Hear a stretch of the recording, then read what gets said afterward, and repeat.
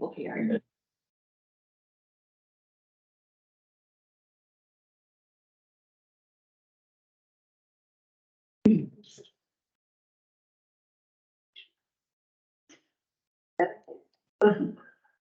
Okay. But I need, Go ahead and get the minimize. okay, right here. There you go. Okay. I'm feeling good. Right. Good morning, everyone. Really self-follow. Fine. And Yeah, we did. everybody should have Yes, a document in front I of have you. an extra one Do of you those have a- thinking quick things. This is the document I sent out on Friday. But I thought it might just help us to have sort of a hard copy in front of us, to work through, as we work through these recommendations.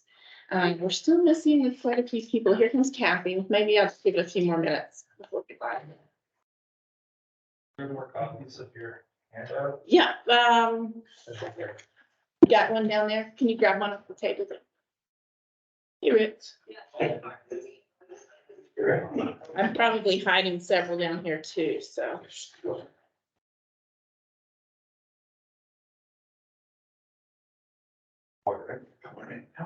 What? And one of my additional duties is the I-70 coalition, which meets, at 12. no, it meets at 1, Okay. You just have to get there. just a short cut. Okay. So if I vacate before we're I finished, think we're gonna lose a few people. We've got some other meetings right behind this one.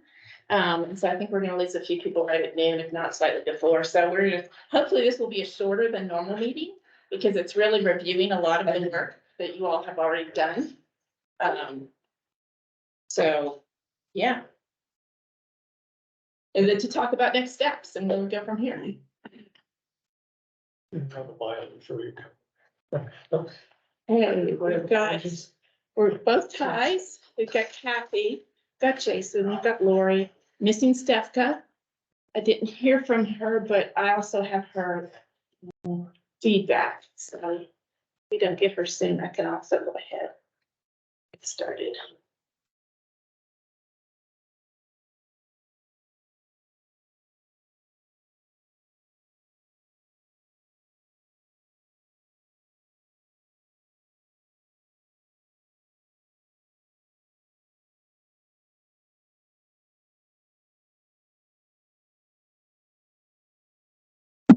Let's go ahead and get started. Stefka's the only one we're missing, right? We've got one tie on, we've got one tie here. So we've got 1, 2, 3, 4, So we're tied. 5, 6. We're only missing 1, 7. We're only missing Stefka. So Were any Gerda representatives? we did have somebody from Gura who was gonna join us and they may be online. 2 seconds and let me see if I can see who else we have online here. Right now, we only have Ty and Karen online. Karen, can you just watch and see if anyone else joins online? Because we can't necessarily see you guys all unless you're individually speaking. And then just let me know if we have anyone else join because I want to make sure we get all the introductions. Sounds good. Okay. Back up here. So far technology is holding. We are recording this meeting. And so the first thing I wanted to do was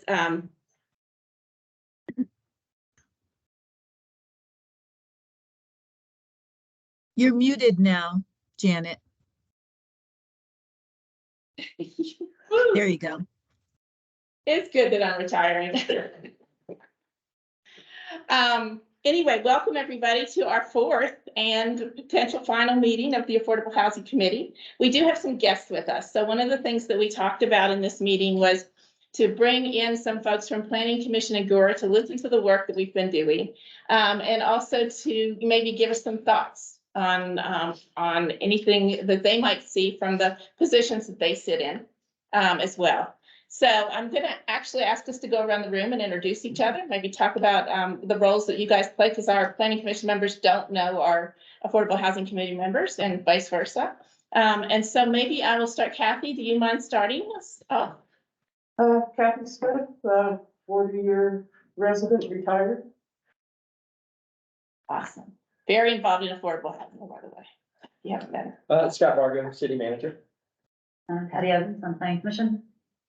Jen Rutter on Planning Commission. So, Dan, you want to introduce yourself? Sure, I'm Dan Cohen, I lead the development, company AC Development, for Clayworks, the Quishnet Development Project. And just sitting in as a member of the. Lori Rosendahl, I'm the CEO of White Hills Regional Housing, Jefferson County's Housing Authority.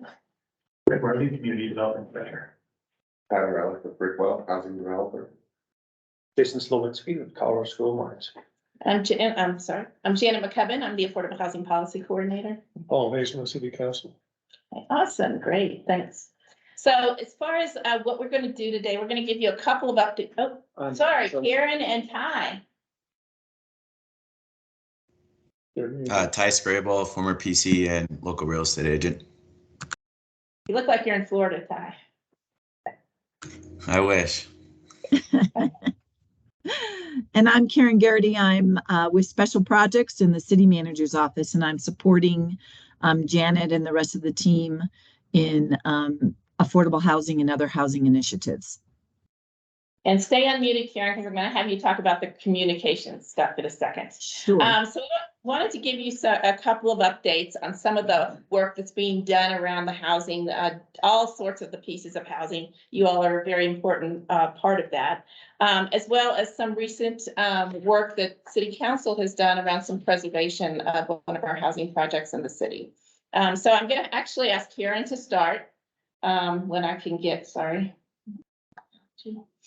Karen, I'm going to go ahead and let you talk about the communications team. Karen's also helping with the communications team. We've lost our communications director right now, so she's kind of helping to lead that team. Thanks, Janet. So I won't belabor this since I know you guys have a really full agenda, but just an update, because we've discussed this in some of the other meetings, is where we're at with our communication strategy plan around housing issues. So Janet shared with everyone a couple weeks ago, I believe, that we had launched the guiding golden pages that we had discussed with you at one of our previous meetings. We've been pushing out that information and encouraging the public to get engaged and check out the pages. And we've been doing that through social media and through other outlets such as our Golden Weekly Digest.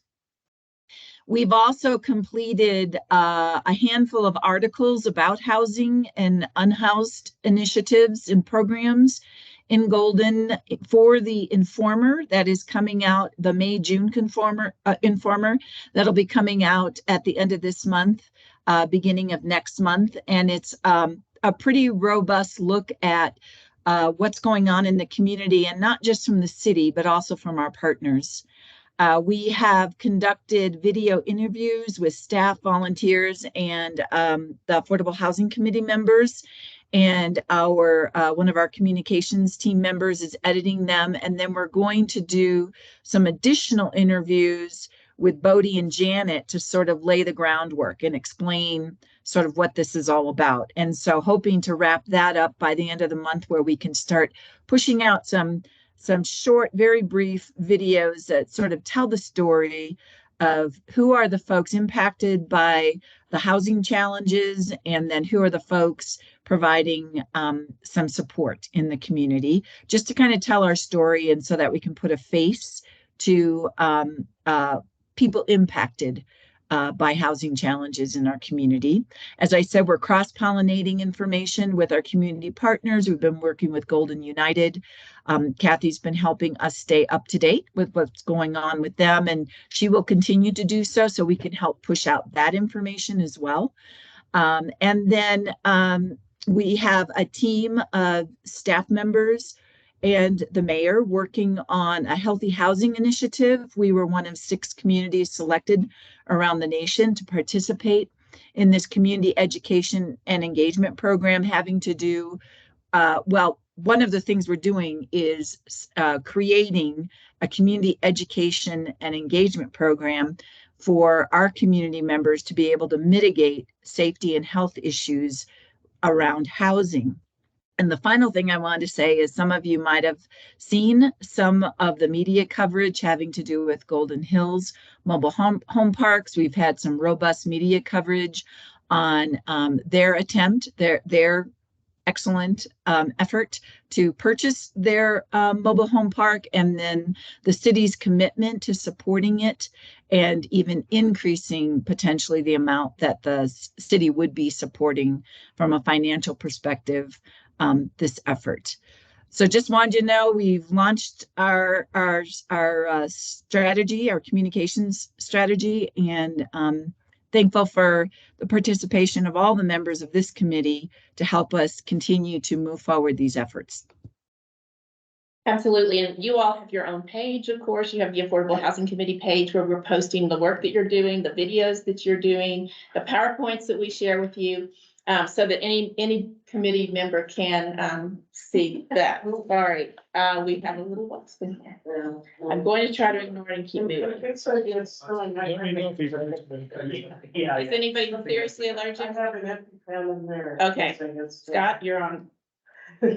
You're closest to it. So, thank you for the transition, Karen. The second update we wanted to quickly share with you was Golden Hills. Golden Hills is a 39-unit mobile home park that many of you are familiar with at Second and Cheyenne. It's been in the community since the late 50s. And then over half of the park is what we've seen in the data. Over the half of the park is at or below 30% of AMI. So it's really, really been a long-term asset in the community, but it's also serving some really deep needs. Did you get it? Work. And also you're just making it rare. Did he go out? No, in the door? It's a lot. Yeah, it's a lot. Okay. So city council on Tuesday night. Thank you. City council on Tuesday, city council had originally committed $1 million to help support this. And as all of you know, the more you have in the grants and the soft loans and these deals, the less debt you have to have and the lower the rents can be. And so it's been really, really important that we identify. And unfortunately, the timing of this was not great. There was some really great funding set up in the state legislature, SB 22-160 and Prop 123. Both would have funding for the mobile home park purchase, yet neither of them are available. And so the county has said no, we've asked. And then the city stepped up with an extra $1 million on Tuesday night, which should bring those rents down to about, I think I've got it, they should bring those rents down to about 50% AMI. So affordable to 50% AMI, lot rent only.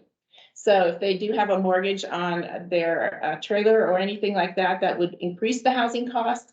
But the lot rents with the $2 million contribution would be at 50% of AMI. That it still doesn't get us down to the current rent, which is $995, which is affordable to 40% of AMI. So we're still looking for more resources. If anybody knows a couple extra $1 million that we can get those rents down to $795 would be great, because that's probably right at the 30% of AMI is $700. So if you guys know of anything, the closing date is June 15th. Is it a rock purchase? It's a rock purchase. So, but yeah, we could get another $1 million, $1.5 million, it certainly would help the situation. So quickly, the emergency mortgage assistance through the money, just open up the chattel. I'm sorry, say that. Just open up the Chattel chattel. loans, yes. We could, I need to keep that. And super proud of it. you know, it's interesting, I need to go back, but because over half the parks live there for more than 11 years, my bet is the deepest ones probably have already paid off their mortgages. on But those. here's the key thing with that. It's not just that it's open to catch up on payments. You can actually use it to pay off and get clear title. Okay, And so that's what we did at Westside. So like, if there are some folks that have balances of, $10,000 left or $2,000, they still have to make payments on it. And that's on top of this $995 a month, which is insane. And so they can, if they apply for this and all they have to be under 80% AMI. 95% of the park. And like, and other than that, like, they don't have to be legal residents. They don't, like, there's no other things. Gotcha. And so, they can apply it and like wipe out their mortgage. Okay, definitely look into that, see what we can do to help, help get that going, so. Thank you, Stephanie. Let's go ahead and launch then into sort of our work for today. You guys have been meeting since the beginning of February, and we've reached meeting number 4. So meeting number 4 is to really try to go through all of the recommendations that we've worked on to this date, try to get some consensus on what you all would like to bring in front of council. And then we as staff can work on bringing that document together for you. We can decide whether we want to meet one more time or not. And then, or if you want to kind of work through this virtually, that is fine as well. Based on a lot of different factors that are happening, and again, the legislation is one of them, with the legislative session ending on the 6th of May, I believe. Instead of going to council on the 9th, we're looking at going to council on the 23rd. So that does give us a little bit more time if you choose to think about another week. If we feel at the end of this, we need to meet some more. If not, we're happy to work with you guys online, send you drafts to look at, get your feedback electronically, and then bring it to council on the 23rd at the study session. Can I suggest that we get a meeting that we may not have, the week of the 8th, just to review how whatever passes or doesn't pass interactions with our recommendations. We can certainly look at that if the group wants to meet again, for sure. Yeah, just get it on the books and maybe don't have to have it if it's not necessary. Okay. Will you remind me at the end of the meeting, and let's look at calendars and see what we can do with regards to that. So before we've talked about this recommended structure, where we would look at bringing sort of recommendations to council in different categories. What are the top 3 that we think would make the most impact, or you all would think would make the most impact? What are some medium impact priorities, things that you would suggest that the council recommends staff work on over the next 1 to 2 years? And then some future opportunities, potentially 2 years or more, beyond that, again, important enough that you think you want to make the recommendation forward to council, that staff continue to work on these topics. So I'm gonna, Rick, do you want to lead through this, or you want me to lead through this? This is sort of the area we've. Sure. So this was meeting 3. We talked about, maybe if you can move the, Oh, yeah. Karen a little bit. Move Karen. Let's see. We did talk a lot about parking and how it impacts affordable housing, how it affects the cost of housing in general. So it's one of the biggest expenses. Parking spaces are very dear and expensive to develop and maintain. So we are looking at different options here. And what we talked about was the potential to reduce the parking requirements for those developments that are at or below 60% of AMI. Based on parking studies across the Front Range, as well as our own local study with Lori's group and the class forward. Can I jump in? I just read through. Oh, So, I think saying at or below 60% AMI is problematic because CHAFA's income averaging allows you to go to 80%. So I would say averaged at 60% of AMI, if that's CHAFA's wording. okay. I'll also add that I don't remember from meeting 3 talking about 60% AMI. Because I would have said 80. Yeah, because it says provided the average income and rent limit in the property is 60% or less of AMI, so it allows you to go up to 80%.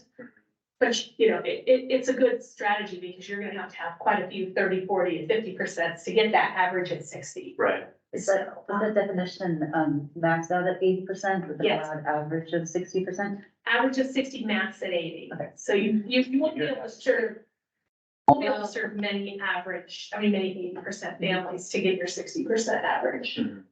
So yeah, it's an for sale, like ours would be 80, not 60, Yeah. like, Yeah, for sale would be different, but this would be affordable rental. right, but. So yeah, we have it in here as rental and Homeownership, homeownership. so. So, Might have to, To differentiate there. yeah, just if you're gonna want light tech developments, developers are gonna wanna be able to maximize their And the trend with the statewide stuff too is differentiating between rental and home ownership. So I really think, especially since there's such a deviation between the two, that we need to go that direction, yeah. So if we were to break this into two pieces, one for rental and one for ownership, are people comfortable with the idea of average of 60%? For rental, Okay. Yes. okay, great. So we'll amend that, and then, for the ownership, if we are dealing with an average of 80% for ownership, is everyone comfortable with that, reducing parking to one space? Or an average of 80% AMI for ownership? So this would be 100% affordable projects that we're talking about at that point, when we're talking about average. We're not talking about the mixed income. Right, okay. I will make those notes. And is everybody else okay with those two changes? So I've got average of 60% for rental, average of 80% for home ownership on the 100% affordable projects. Okay, So on to option 1B, and this is a little more nuanced. This is basically the mixed income question. If we are allowed to reduce the parking requirements to one space per unit for all units in multifamily properties, if they contain at least 30% of units permanently deed restricted to an average of 60% AMI based on our just recent amendment. That is Again. 80% for, yeah, then 80% for ownership. So break that into this as well. The point is, with this one, if it's a mixed income property and 30% is affordable, whether it's rental or ownership, reducing that to one space for all the units in that development. which would include the market rate unit. Right. Exactly. The 70% potentially that are not, Is this where you're asking for? right, that's what we're asking for anyway, Yeah. exactly. All right, so my feedback on that is, I mean, I think the data that you, and the studies that you've been talking about that support reducing parking for affordable housing support option 1A and do not support option 1B. So if you have a mixed use, then you have to use then the data that supports the lowered parking requirements for affordable housing should be applied to only those affordable units. Particularly, and I don't necessarily agree with granting exceptions for half-mile transit units unless it's a light rail station, because RTE has not shown consistency over, like, we've had a lot of changes to transit stops over the years. And Yeah, we've had that discussion. Yeah. So I don't think that, like, light rail, sure, those aren't ever gonna work. It would take a huge thing for that to change. So I think, from a planning perspective, we can get behind 1A and not 1B. Or Okay. in a modified. So 1BB is only parking reductions based on the number of affordable housing units in the mixed income project. So that would create the ability to do it in the mixed income based on what we talked about, the average of 80 and average of 60. Yeah. But it wouldn't give you the same exemption for your market rate units. Yeah, and I think that, So I think that is supported by the data. And it's not just a hand waving exercise, but Here's a potential pitfall there, which is in a for sale scenario. If you're selling up, first of all, a lot of this is driven by the market, right? So if you're gonna mix market rate units in there, like, it's gonna be harder to sell that if you only get one person. Right, potentially, depending on where it is. So likely you would build that in just on a market basis. But if you didn't, and you had, say, 10 units and half of them were affordable, that means that the affordable units only get one parking space and the market rate units come with 2 parking spaces. Yeah. And the dedicated parking spaces, not like, yeah, It'll have to be up to you guys to figure that out. I don't think it would be that focused on that. I know, I just, I'm like, oh. But this four is setting people a parking. get one park. I get Right. Yeah, this So is, if you're you right. wanted to build two, like, this is just setting a floor. Yeah, And the market can determine, right. And you could also have open parking, that would be fine as well. right? Yeah, unless we decide to specifically regulate that, but yes. So, is everyone comfortable with 1BB in the form we just talked about? It part of the discussion too, is it might incentivize some of your private sector developers to incorporate affordable housing in. Dan, what do you think? I know why you're here.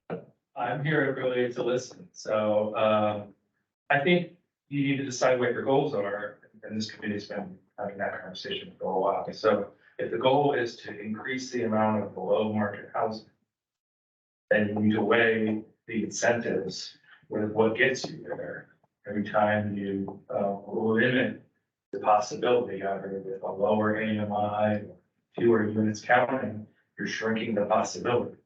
So I don't know what this committee's discussion has been around naturally occurring lowercase a affordable housing, or if there's within discussions, and if you also see that as it's beneficial, not as beneficial as deed restricted affordable housing, then you want to use market forces to help you get there.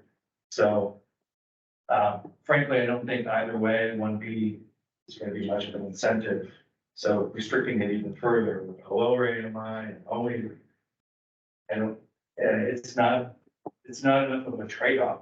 Developers might say, oh, I'll get a handful of fewer parking spaces, and I only give up 30% deed restricted in my project. Here, that's gonna be a rare developer who will ever see that. That makes sense. Only if they were already inclined to wanting to do affordable housing, we were at 25%. Oh, I'll go a little bit higher and I'll get a little bit. It's just the trade-off doesn't make sense from an economic standpoint. So, I'm just dropping in to listen, and so I don't know the whole history. Has there been a discussion around naturally occurring as well as deed restricted? And if there's, this committee sees value, but also naturally occurring, I've got some suggestions I can add to that. Well, maybe we should stick to this first, and I would give Tyler an opportunity to weigh in. Yeah, I mean, I totally agree, and I think, what I read in the study is it's a broad spectrum supply constraint issue that we're addressing here, which has, 60% average to 30 to 80% AMI, capitally affordable life tech deal, to address the need. There's kind of a missing middle, middle income, that's that 80 to 120. And then, we're seeing market rate new product pricing at that, last meeting, 130% AMI of what developers can build in Golden. And the original study showed that if we were to build with the commercial, with the parking, to make the economics work, it was like 183% of AMI would be current pricing. Depending on the type of your build, like, is it a condo, is it a apartment, is it But that a was single family? kind of the original information in the third party study. So How do you get that price down? yeah, how do we get that price down? I think we've identified the three key areas, which is parking, commercial, and growth ordinance. So I think our priorities are right. And, I remember Scott and Ty last meeting talked about kind of tiering incentives, where right now we're talking about a half a parking space incentive for 60% AMI. Let's put a dollar figure to that. That's a $20,000 to $30,000 incentive. Is that gonna move the needle on a $300,000, $400,000 unit? That's what it costs to build today. So, maybe, but if it's punitive on the naturally occurring middle market rate that are still underserved and undersupplied, from kind of a holistic standpoint, I think the tiered kind of concept as it applies to all three makes a lot of sense. And Scott's experience in the mountain communities, is maybe the best template I've seen. And, Golden reflects those same dynamics of constricted land, constricted supply, and a lot of it needed for jobs. So, that was probably a really long answer for just a short question.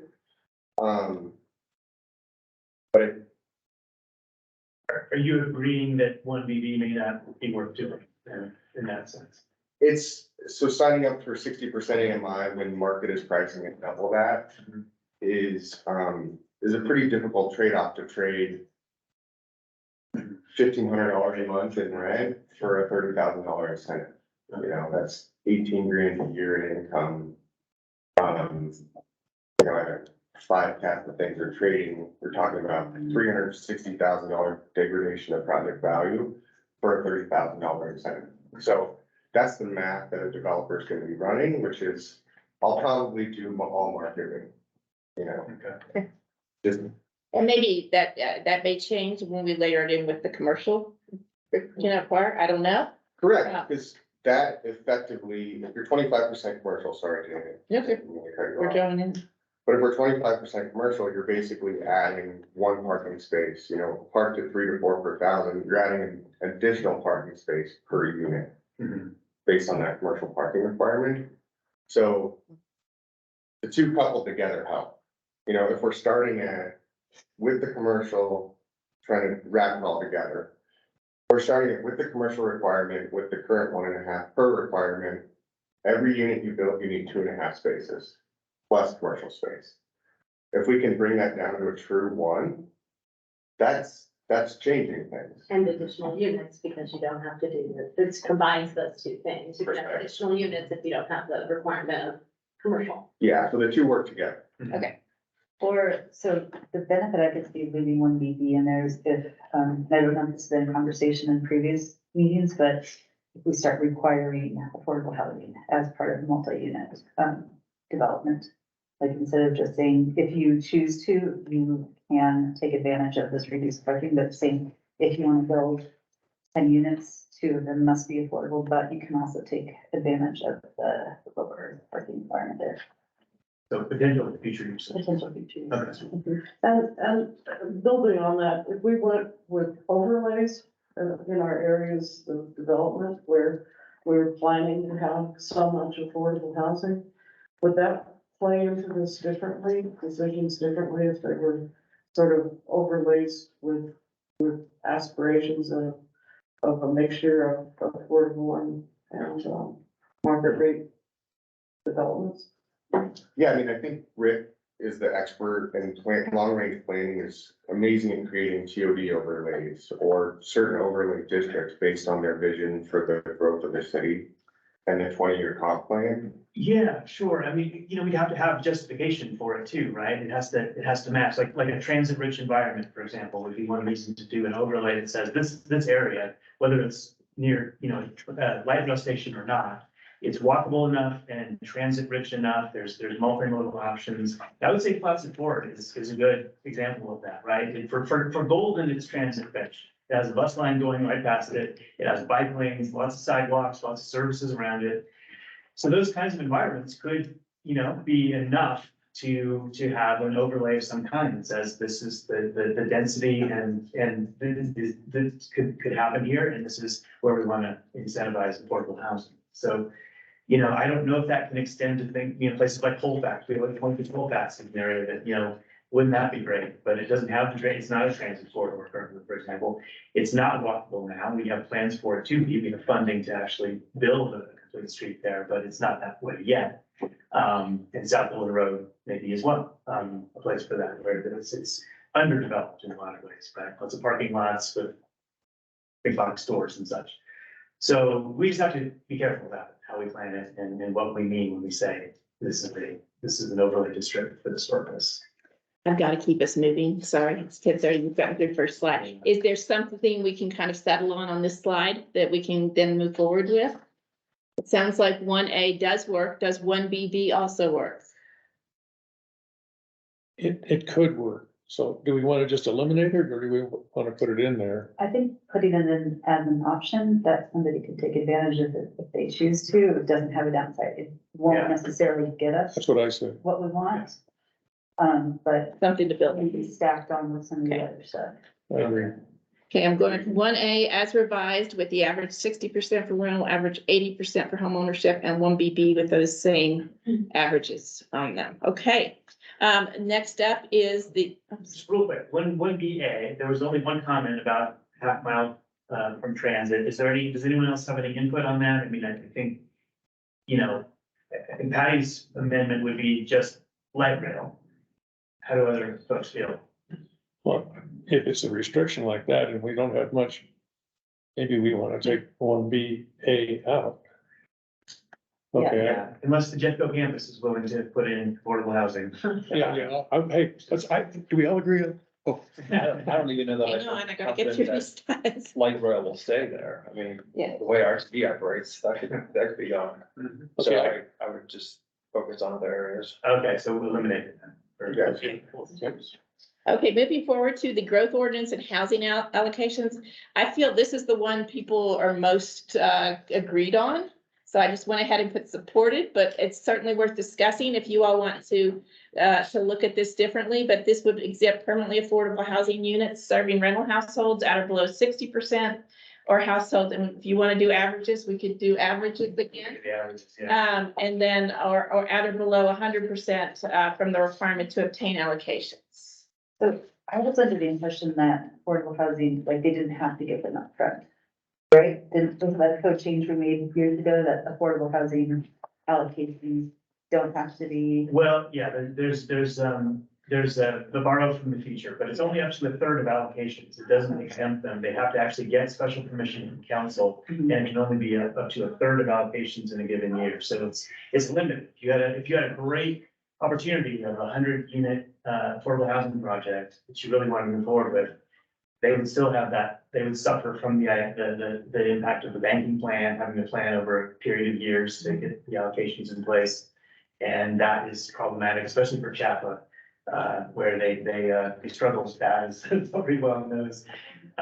With that was the problem with Classic Ford. So this would clear that and say, you know, it's not, you're permanently exempted, you don't have to account for it in the growth management system. We want to just clear the debts for affordable housing and not make them go through the same hoops the market does. And then when they are added units, they would be part of the, total number then that the next year would be based on? Yeah, theoretically, they would be the same, they would go into the factor of creating the total that we base our 1% on. Which is 83. Currently, it's 88, so it's 1% of the overall units. We have almost 8,900 units in the city.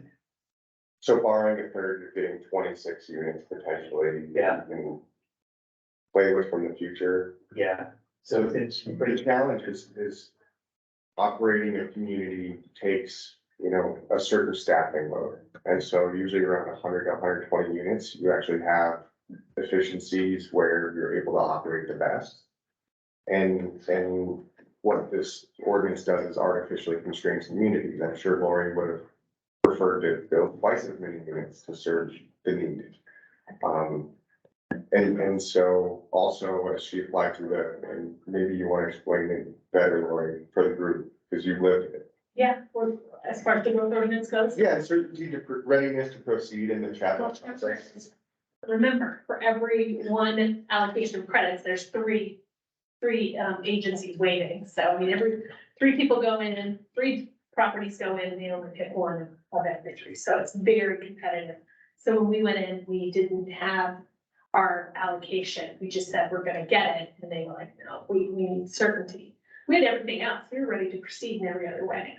So that's what killed us. But once we were able to show them that we had the credits and we were ready to proceed in every other way, we got it. But And that adds years to the project.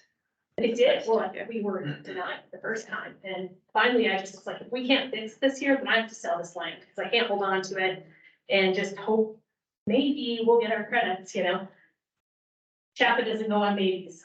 Yeah. So it was rough, but we got it and it was fine. But going forward, I would say it's your biggest obstacle for affordable housing, period. It's not just Chapa, it's your investors. It's your lenders. Your lenders are gonna be like, oh, man, I don't know if I wanna, offer you up a loan and I don't even know if you're gonna be able to get one. I think also Prop 123, it will make projects more competitive.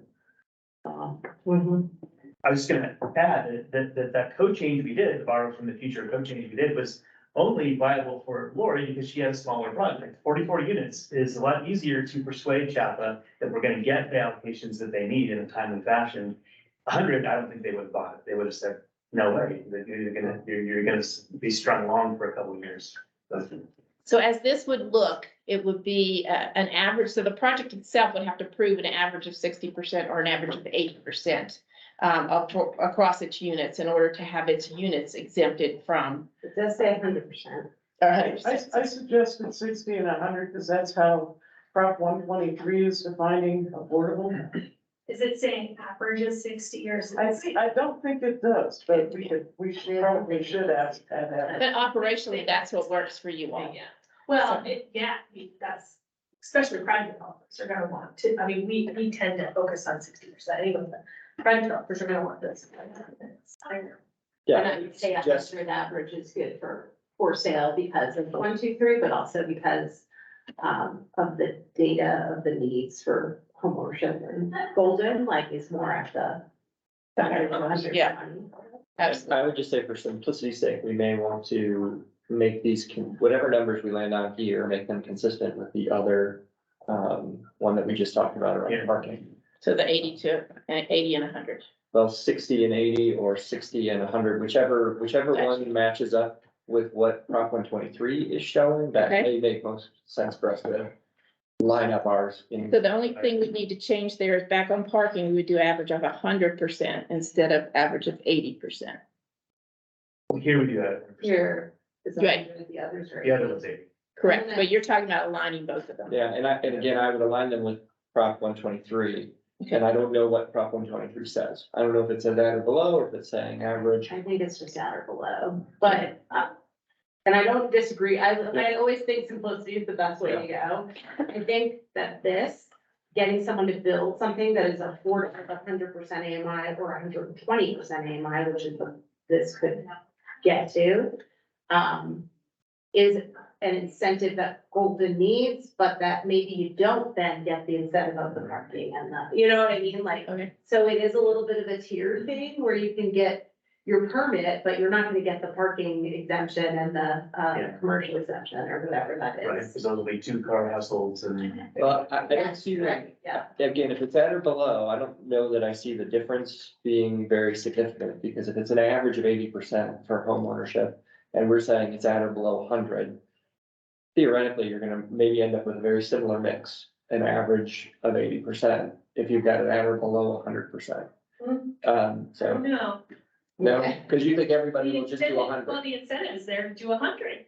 But Yeah. You wouldn't have any incentive yet, at least to people. I was just gonna say, and that is the other thing of that, is that like, what that would mean is that you're having everybody build at, you know, Yeah. at the higher levels, Which is the conversation we've had before. Right, and don't you need the range though to actually get people, I mean, you can't be stuck to one number, right? You need the average to get the variety of people with different incomes. You would think, but- It's not gonna be perfect. No.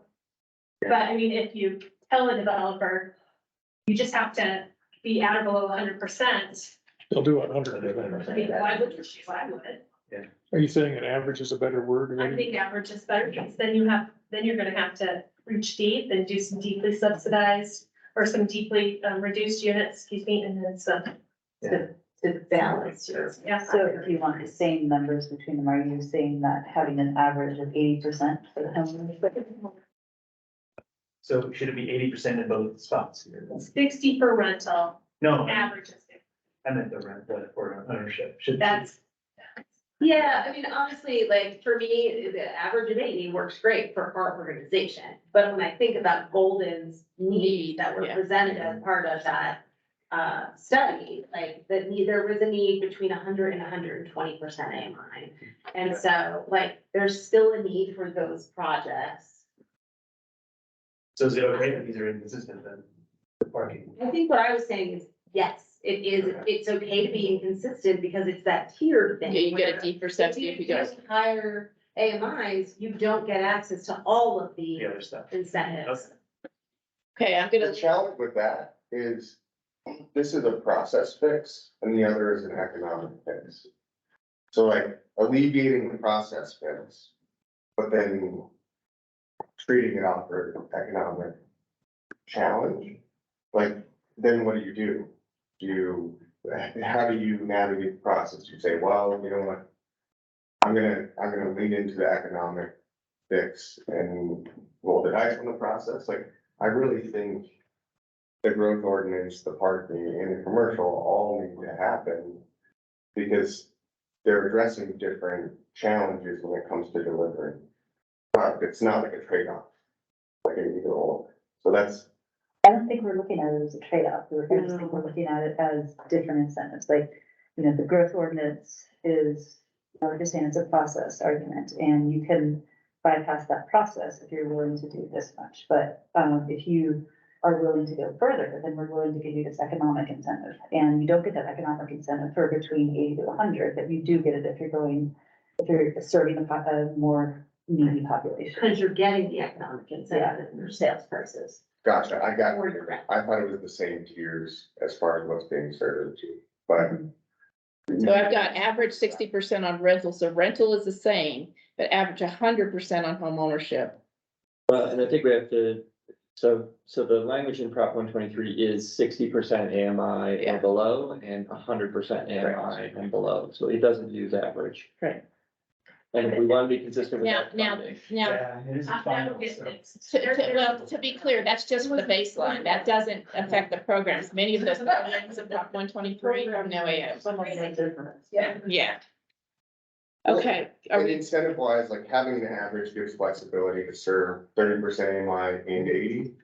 So like, you can play with the math, whereas we're just putting a cap on, then, you know, the incentive is, there is no way, there's no flexibility. There's no incentive to serve people below 60%, because you just have to be below 60%. Right.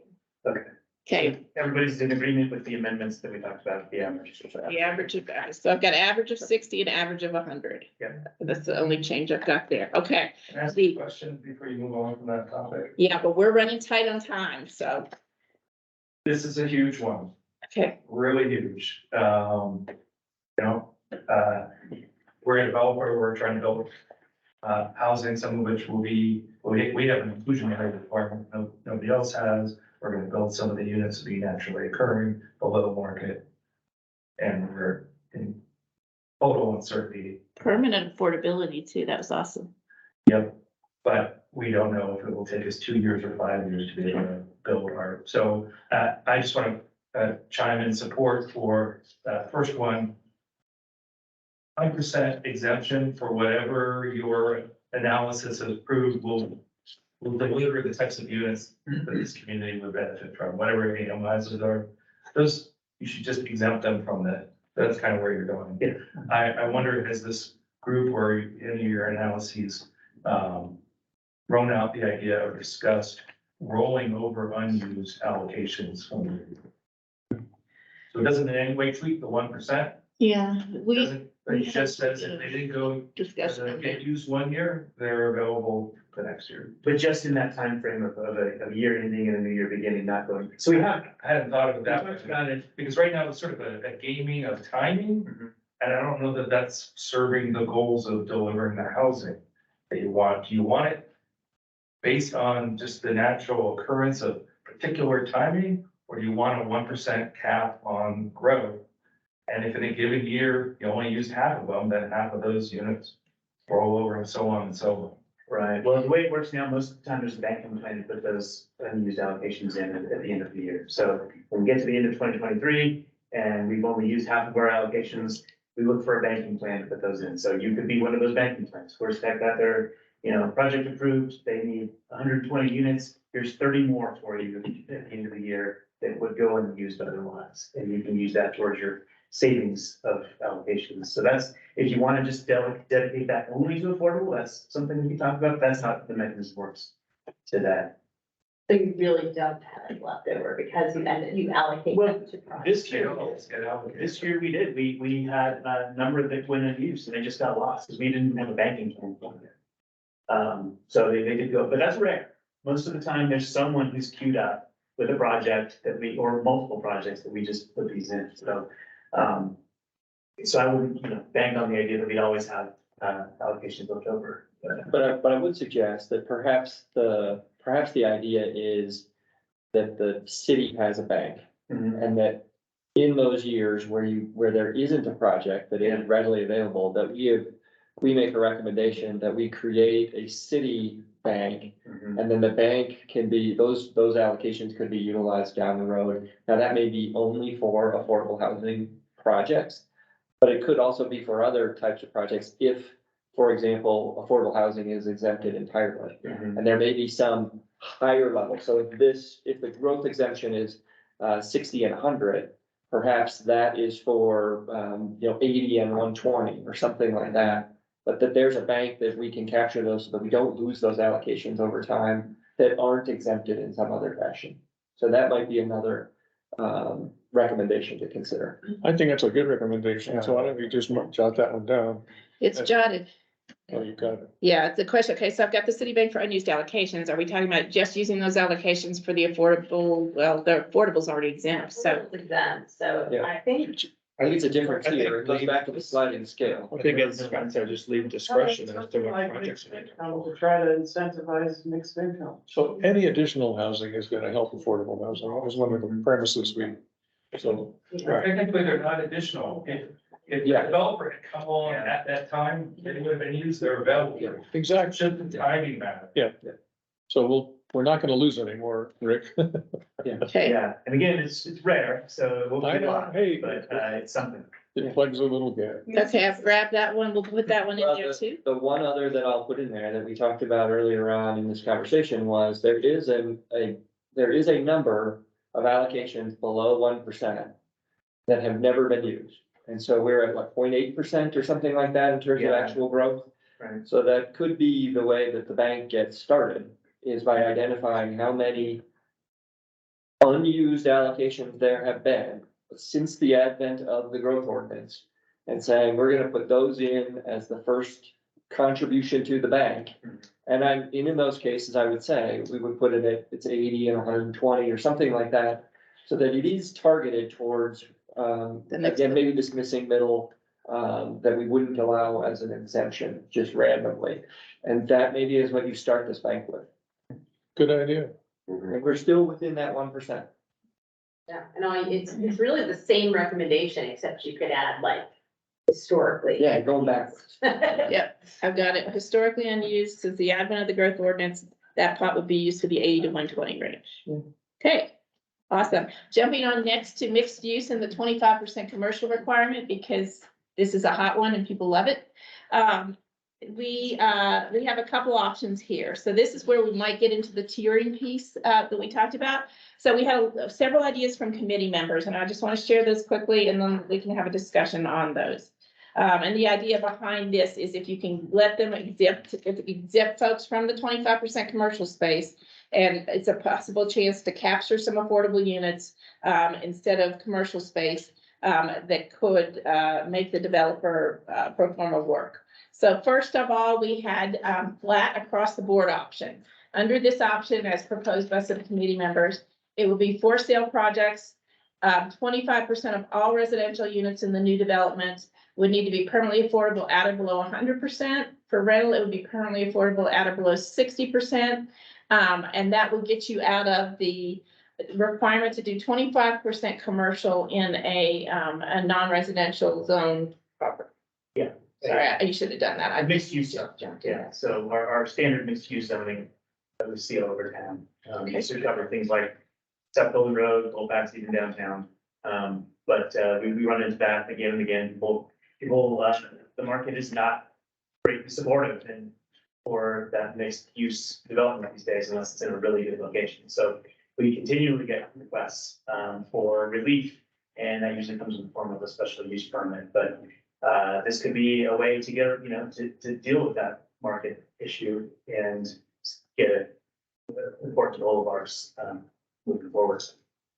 I have a question that can totally be dealt with offline. I just want to ask it, and that is this price determined by the city of Golden updated annually. Let's just have an offline conversation about that. Okay. Yeah, I mean, I think Determined is actually pretty important. as far as what it can be resold. Yeah, just as often, well, not what it can be resold. Well, it's just that per price determined by the city of Golden, like often those numbers are actually much higher than what is affordable. And then developers will come in and be like, I am performing exactly to the maximum I can sell it for, but you can't get to permanent affordability if you do that. And so like, that's a hard conversation to move to. So anyway. If we have that offline, can you think this could still work as it's written? Okay, and then do you want averages in here again, or do you want at or below?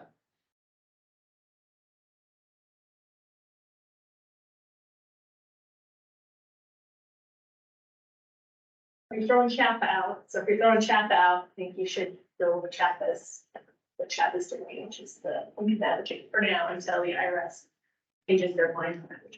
I'm gonna, so they're consistent, which is consistent. Okay. So go ahead. Philosophically, I think, the commercial piece is what planning commission would have the biggest issue with. The commercial requirements are to support the mixed use area, mixed use, like quality of life, and to support our commercial tax base. So if you are exempting a bunch of the commercially designated area for housing, we're losing some of our other goals, some of our other city goals in terms of, quality of life and, neighborhood character in areas that are already zoned mixed use and commercial. I agree, and I'll add that, a lot of those commercial areas would be, hairdressers or other small businesses that would provide services to the additional residents that we're allowing, so I think taking out the commercial requirement entirely would be a mistake. Yeah, the difficulty is, that we're told again and again by developers, we can't make this work. We can't build a new project that meets the 25%. We can maybe do some, but not the 25%. And especially a bigger project, that's a lot of square footage, and so we would be out of step with the market, and this was even before the pandemic, this was an issue, and now after the pandemic, it's an even bigger issue. And so trying to dictate the market is always very difficult, but I understand what you're saying about the goals of having a mixed use environment and also our tax base. So I guess we have to figure out, what is the right balance there, and maybe it's the last bullet point, maybe it's a partial reduction that we should be looking at as an incentive. And so that we still maintain some amount of commercial, and allow them to reduce that amount, but not fully. And this is just an option. They don't have to select it, Right. but if they do want to come in for a special use permit, then this would be what they would be required. Would this be another opportunity for an overlay? So in a given area, you're planning that you don't get rid of all the commercial, but for given projects, they can be 100% residential and get rid of the 25%. So you're doing planning for an area rather than piece by piece. Yeah, that's kind of a good point. One of the things that we also face, when we hear from developers and the developers maybe can tell us, but that, to do a mixed use building is more complicated as well. You're using two different building codes. It's much more expensive to do the commercial aspect of the building and in a partial way relative to the residential. And that adds a lot of cost. And if they could be separate buildings, that even helps. Like two buildings in the same property. Yeah. Like having just a mixed use development, but maybe not. Yeah. Layer. We have a little bit of that offered in the code. It does address it a little bit. It says, if you're going to do it in multiple buildings, but you have to maintain ownership, the common ownership across the whole project, which is often problematic for developers. So like, I'm not gonna run the commercial, I'm a residential person, but I can build a building for a commercial, but I can't maintain that ownership. So if there's flexibility on some of this stuff, and maybe that's, maybe there is, an overlay code element that says you just have to balance this out somehow, whether it's commonly owned or not. The way the language in the code reads, it's also these different uses have to be integrated into the site plan. So it can't be a weird standalone thing, and a standalone thing has to feel cohesive and be connected for, pedestrian usage, et cetera. So we can work on, it's complicated though, because, you know, again, it's the, you know, when you're tinkering with the market, it's hard to make that work.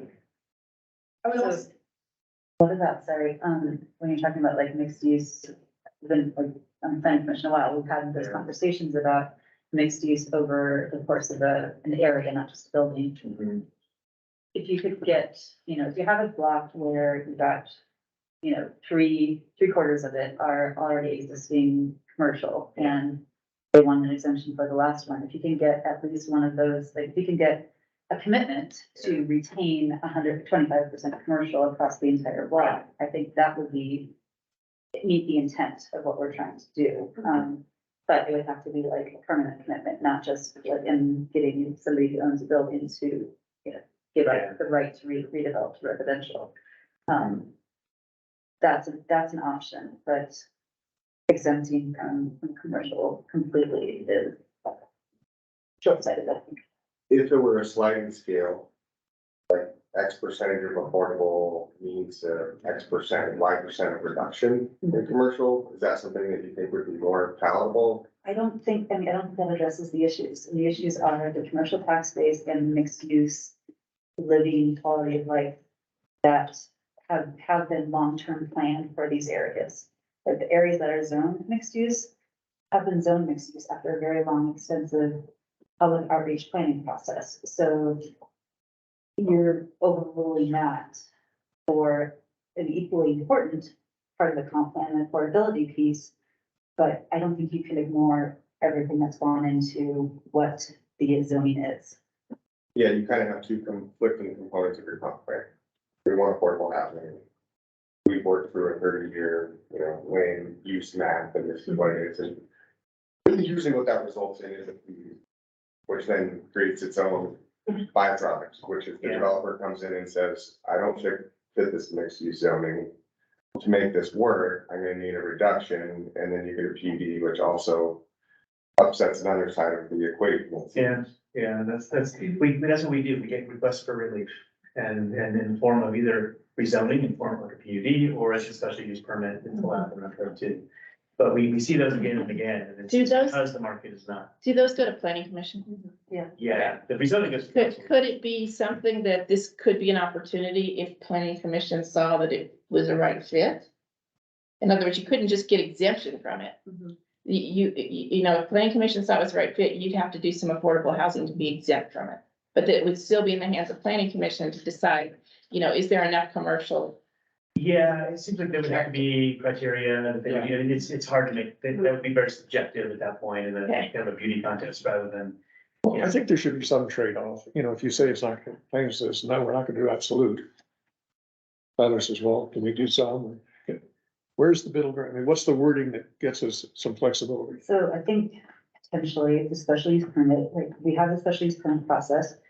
We could have an additional special use permit process for affordable housing for the 100% residential that draws on some of the stuff that we're talking about. Let, you know, the existing area already has mixed use components there. It has a deep commercial base. It already has an integrated plan because those, you know, not plan, but sidewalks and the multimodal areas are already in place. And so allowing this 100% residential with the purpose of it, with the affordable housing purpose, on a case-by-case basis, not necessarily a beauty pageant, but they would have to show that it wouldn't, that the mixed use is already portion is already being served. Kind of like what you were saying, have it being very context sensitive and being in the areas that we think that would be most appropriate. And if this moves forward as presented, I would ask for much more than 25% of the residential units being affordable, because this is something that, as Patty had mentioned, is very critical to a lot of our neighborhoods. So if we're giving up that 25% commercial, we'd want much more than 25% affordable. Well, what about, instead of elimination, you know, the word reduction? Is that, yes, something a step in the right direction? No, I think we need to. I don't think that gets us there. I think if we want the No, I think if you want anything below the 25%, you have to go through a special use permit process. Yeah, but when you have the word allow reduction, it doesn't say what it's gonna be. Maybe you wanna add a reduction through the special use process. I think he's saying compromise on a case by case basis, through the special use permit. So we could say that we would allow a reduction, we would say what? So how about, Okay. Then you have to beef this up to identify what those criteria are that you're gonna review. Right. Yeah. Yeah, it can't be arbitrary, we can't have negotiations and Yeah. everything, it has to, I think the more we can establish specific criteria that you just, as commission, decide if they've met the criteria or not, rather than just say, hey, we're coming to you with an idea, let's negotiate, that is really messy and Right, creates so- legal implications. Is it criteria you're currently using if someone comes in for a special use exemption right now? That criteria is there to say. Criteria. So if we say the criteria is already there, But it's not specific like this, so our criteria is compatibility and harmony with the surrounding area, things like that, these are big lofty. so I think we're headed in the right direction. We can take the rest of the day getting this done. Can you come up with some suggested language that, we can put in there in terms? Yeah, we'll have to work on what that criteria could be, and I Or think Patty, you wanna take a crack at it's, that? Well, I can work with Yeah, you. I'm happy with like the language piece, yeah. but Hey, stuff we're on a like, committee here, you but if know, we're talking about, North Golden, like off of 93, that would not be a place where I would suggest that this would be appropriate. Yeah. If it was a place, like where near Forza Flat, or whatever, yeah, that you mentioned, then that might be Mhm. more appropriate because it is contextually in a mixed use neighborhood already, and there is, a lot within walking distance to support the residents, and Yeah. we have some commercial stuff there already. how does your plan subcommittee, it looks like him and one of them. we need to get these recommendations to count. I think the recommendations to council would be to craft these kinds of things, not to give them everything that we Right. just have sort of, because we're not gonna be there in a short. So it looks like the committee's interested in having this 25% addressed in some context. We can put it that way, and then it could be something that staff works to develop a program to encourage affordable housing, whatever percentage that might look like, in exchange for reduced commercial. Yeah. I think Okay. these- It has to be stronger than that, honestly. I think this is one of the critical things that is holding up development. Yeah. And so some reduction, yes, absolutely. It kind of sounds like we're like, it's 25 or nothing, or it has to be a separate project. Like, this is one of the three critical pieces, like Ty said, of getting projects moving forward. So while, yes, you could have another group look at it and what those criteria are, I would just give it a little bit more. Yeah, I mean, it is really critical. It's not something that like, oh, well, we'll just forget about this and do it on a case by case basis. Like these recommendations and the results will not be as strong without addressing that in some real fashion. I agree, it's of our big three, like the growth ordinance is number one, this is number two, and parking is three. And just anecdotally, like flats on 44 units, I just ballpark 700 units. That would require 7,000 feet of retail. So that's leasing to 5 different retailers, and they could be great service providers. But, then Foothills Housing Authority is now a market rate retail We leasing just won't do it. company. Our board has said no, we aren't doing commercial. Then parked at a retail ratio of 4 per thousand is 31 parking stalls. So now we've just exacerbated the parking issue significantly. So you can also rezone the property, right? You could rezone to a commercial zone district, but it would actually permit all of this by right. So I don't see it actually being. Well, it's been said over and over, that we'll avoid doing. Which would be, as the developer, would be the strategy. You're totally right. I would actually go to Rick and I'd ask for a PUD. But that's not Ford got, especially his current 100% residential, and that was part of the process that they were granted. So- Right, but it slowed them down, I mean, because we're trying to reduce barriers, so one of the things we talked about in the previous meetings is how do we reduce these process barriers? And that was one of the issues that we brought up is can we extricate them from this? And so I kind of want to bring that back, I mean, what if we looked at this just for a moment as you get exempt from the 25% commercial if you're doing a 100% affordable project as it qualifies, either for sale or for rental. And you just say, if you're gonna be in C1 or C2 zoning, our standard mixed use commercial zone districts, and you're gonna do 100% affordable by our definition of affordable, whether for rental or ownership, you don't have to go through this process. You automatically don't have to meet the 25% commercial. But the one. There would be very few that do that. And not waiving it, Yeah. not having. Not having to go through the special use Yeah, permit it's process. definitely a barrier to getting low-income housing tax credits to have that commercial. I mean, that's a liability for Chapel too. They're like, whoa. And it will be a barrier for, it will be a barrier for 123 as well, where you have to have this streamlined, short-term turnaround. And if all of a sudden all these projects are going through a rezoning or PUD, you're not gonna hit I think it's a 90-day turnaround time under Prop 123, and that will then exclude the city or developers coming into the city from utilizing those funds as well. So I think we have to be mindful of that. Is a special unit use permit a planning commission ruling or is it city council? So When you, sorry, when you, apply for funding from Power Division Housing, for any funding source, you have to subtract the square footage that is not used for residential. And so, like, what that means is that as you're getting funding here, like, you can't use it here, and so the money that you are scrambling to raise for affordable housing, it ends up to having to subsidize the commercial versus the other way around. Right, because you have to remove it from basis for your credit. Yes. I mean, it. So Nick, you had some language, which I think there might be some consensus. Yeah, well, I think it needs to be broken into two pieces, right? And then one piece is the exemption of 25% if you're doing all affordable, and that's all you're doing. And that's because these guys don't do commercial. And Okay, so got it. There's yeah, one. What's that's that? one. The other one is the private developer, the Tylers who come in and want to do a project. Where this would need to be a little more of a nuanced special use permit question. Like, if I can do 10% commercial, what do I need to do to get the rest of the 15% accommodated, right? What amount of affordable needs to be part of that equation to allow him to do a reduced percentage of commercial? Okay, so you got a 3A pretty figured out, but a 3A1 or something of what you're talking about. Right, that's what I think needs to be fleshed out, but I do see two distinct pieces. And for the purposes of this conversation, I think the first component is what I fully support, because the second component exists in the code and is a case-by-case negotiation based on context.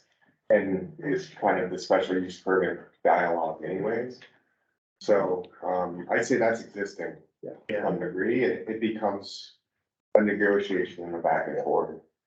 Yeah, ideally more criteria based, but yes, Right. It's not a done deal. It's what are, an analysis of what you're doing and does this fit, with our, could there be a special use permit process that could be expedited and maybe have a menu associated with it? You have to have 3 of these kind of things or something like that. But some special use permit that is an incentive to not go PUD with some of these developments. Yeah, I think that's kind of what we're talking about. So that's it. Focus on the SUP process to provide some criteria there that deals with this nuance of different percentages. But it needs to be expedited so that, in 3 years, it can make it through in 90 days. Yeah, and the way to expedite that is to have very clear criteria that doesn't involve, like, is this harmonious with the neighborhood? Does it meet this specific thing? And if you're trying for 10% commercial, you need to do this. If you're doing 5%, you need to do this. But, so you can tie percentages and what those percentages mean would be more helpful to streamline the process. Because otherwise, it's like, you on planning commissioner put in this weird role of like, well, I don't know, and I have a different opinion than this person, and how do you rule on that? It gets messy. I think it also needs to be like the same context specific and location specific Yeah. and. Would this property be likely to be developed as a commercial property at some point? I don't know, I don't think it's quite that simple. So No, but we do need to have more than just harmony and compatibility, right? just to recap, what we can take forward here, it sounds like if it's 100% affordable by the definition that we've talked about so far, it could be completely exempt from the 25% without having to go through any other Any extra thing, as process. long as they're going. And then we're gonna take back the partial affordable housing piece, where we'll continue to work on what could that look like? What process could staff put in place that could get us some affordable housing units in conjunction with the market rate property and exempts folks from maybe a part of the 25% Yeah, requirement. and provides criteria for the FPP process to make that determination. And I'll work with you on that writing, So I on that think piece. I understand that's the direction of the group. I'm still gonna not agree with it, and I still think that, you know, the two conflicting goals in the comp plan are, you know, the neighborhood planning process and the mixed use necessity and the commercial tax base. I understand that's gonna be the recommendation going forward. I'm just gonna voice my disapproval of it. So go Can ahead. I just say, I think one thing we have to recognize, if you look at, let's look at Flats on Four, I think that project, the fact that it doesn't have commercial, makes the commercial around it stronger. And, you know, we 1750 Jackson the same way, makes Safeway across the street stronger. So we still get the benefit of the tax base, a stronger tax base, a stronger commercial use, even though it might be adjacent and not specifically in that project itself. Exactly, and those two were granted special use permits under the existing process, and that was, they were granted those permits. Yeah. 100% correctly, I believe. And I don't think it should be by right. You mean for affordable or for any? I don't think it should be by right for any. I would just caution everyone to be careful when you say you're gonna look at affordable housing on a case by case basis, although just because of fair housing rules. So if, you know, there's a development that wants to go in an area that's a pretty high income area and you're saying, no, only if you put commercial, it could be problematic. I just, for a fair, in the fair housing world, I would just caution you to either do it one way or the other, because when you take matters into your own hands as a planning commission and make case by case basis decisions, that can get. Yeah, that's why I get nervous whenever I hear. Just from committee members, are you all supportive of the 100% affordable housing being exempt, committee members? I would just say that you're saying that also. Okay, Yeah. I just want to make sure, because there's a lot of folks talking here. I want to make sure that what I'm hearing you guys want to move forward with. My thought is to skip this tiered piece for now. Unless anybody seriously wants to talk about it, because it sounds like we do need to do some more work on the partial affordable housing market piece. I think we need to have a strong recommendation that staff work on that, though. Yeah, and that's what it sounds like. So when I layer these recommendations out, we can definitely put that one in, that, you know, it's something in sort of the 1 to 3 year range where staff works on a model for a partial exemption or a partial affordable housing piece with regards to the 25%. Yeah. Is that what I'm hearing? Okay. So these were, you've read the tiered pieces, and Rick and I can kind of work through that and bring something back for you guys to look at maybe on the partial one. This was just a chart I threw in there that could look like, because Tyler S. was very wanting to talk about what a tiered piece might look like. And so this was just an example, but it sounds like as we do and I can restructure this based on what you all decided on the parking, the growth ordinance, the allocation, growth ordinancing. And then we've also talked about ADUs. We're going to talk about that in the next 40 minutes that we have here a little bit too. Potentially grants for ADUs, depending on how deep that they are willing to serve. So, and this is a situation where if you're willing to serve at a deep AMI, you get more of a grant. If you're willing to serve at a lower AMI, you get less of a grant. And so that is, that's what that one looks like. I want to jump to these other potential recommendations because we spent a lot of time on that first group. But there's a lot of other things this committee's talked about, and I wanted to see if there's other recommendations you want us to include in this batch of recommendations that we would take to council on the 23rd. So the question here is, the committee interested in making recommendations on any of the following items? I'm gonna let Scott take the leadership on this discussion. This is the charter language change around Right now, under section 11 of the charter, the city's not able to provide more than $100,000 a year in incentives to affordable housing. So do you want to talk a bit about this? Yeah, so there was discussion with city council on Tuesday about charter amendments. There were two primary items that were included in that discussion. One was creating gender neutral language throughout the charter, so making those updates throughout. And then the second item was related to some sort of exemption or modification to the $100,000 incentive limit. They did not, council did not come back with a specific number or a complete removal of that dollar amount.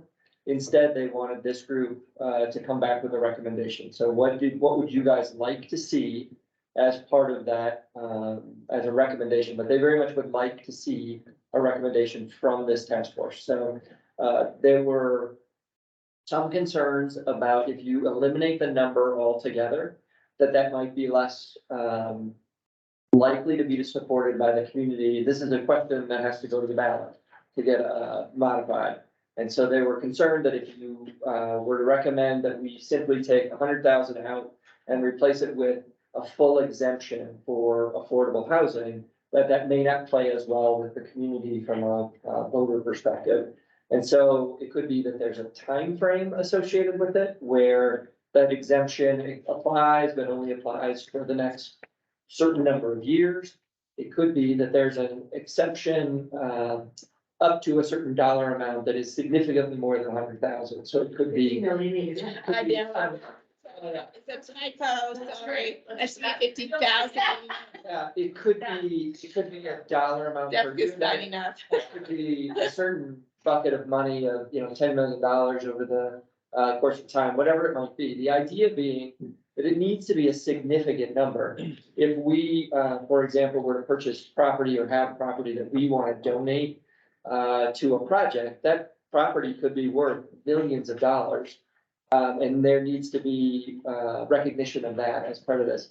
There was also the thought about whether it be a percentage of an overall project cost. So if there's a project that is $50 million, that the exemption would be tied to a percentage contribution that the city could make towards that $50 million project. So is it a 50% maximum or whatever it might be? So that's just to frame the issue for this group, but they really do want to see a recommendation on this topic currently. And the idea would be this would go to the ballot in November. Is there a legal way of writing the charter so that the number itself could be updated by council? Yeah, it is right now. So right now it's adjusted with annual adjustments based on inflation or something along those lines. And it could certainly say that at council discretion, the number is modified. And so you could have a question that poses it as sort of an open-ended number that is subject to the sole discretion of city council. That, I think, also gets to the same issue or concern perhaps that the community may not support, for lack of a better term, a blank check being given to council or anybody else. But you could do that. But in essence, that does give a blank check essentially, right? I mean, because That's what I mean. That's what it does. So, I mean, just from my perspective, that's why we elect leaders to make those decisions. And I would support a blank check because I trust Paul. Yeah, you heard that. But no, honestly, I mean, we can write it and make it complicated, which I think doesn't accomplish, or we can be bold and say, hey, we're willing to provide as much as it takes to meet this goal and let elected leaders make those decisions. Yeah, in the discussion, I was asking whether or not they wanted to eliminate the number entirely, and that was where some of the pushback started to come from council. And again, I think generally speaking, council was supportive of that. I think their concern is how does that play with the broader community? And we will certainly do some testing, whatever questions we're gonna consider putting forward, we will test with the community and get some sense of whether they're supported or not. And so it may be that you guys want to do a sort of tiered approach and say, our preferred option would be this, where we eliminate any sort of incentive restriction on affordable housing development. If that's not palatable, then we would recommend this instead, and maybe frame it that way. And I put the 50,000, not million, in there because it's a common one that we hear.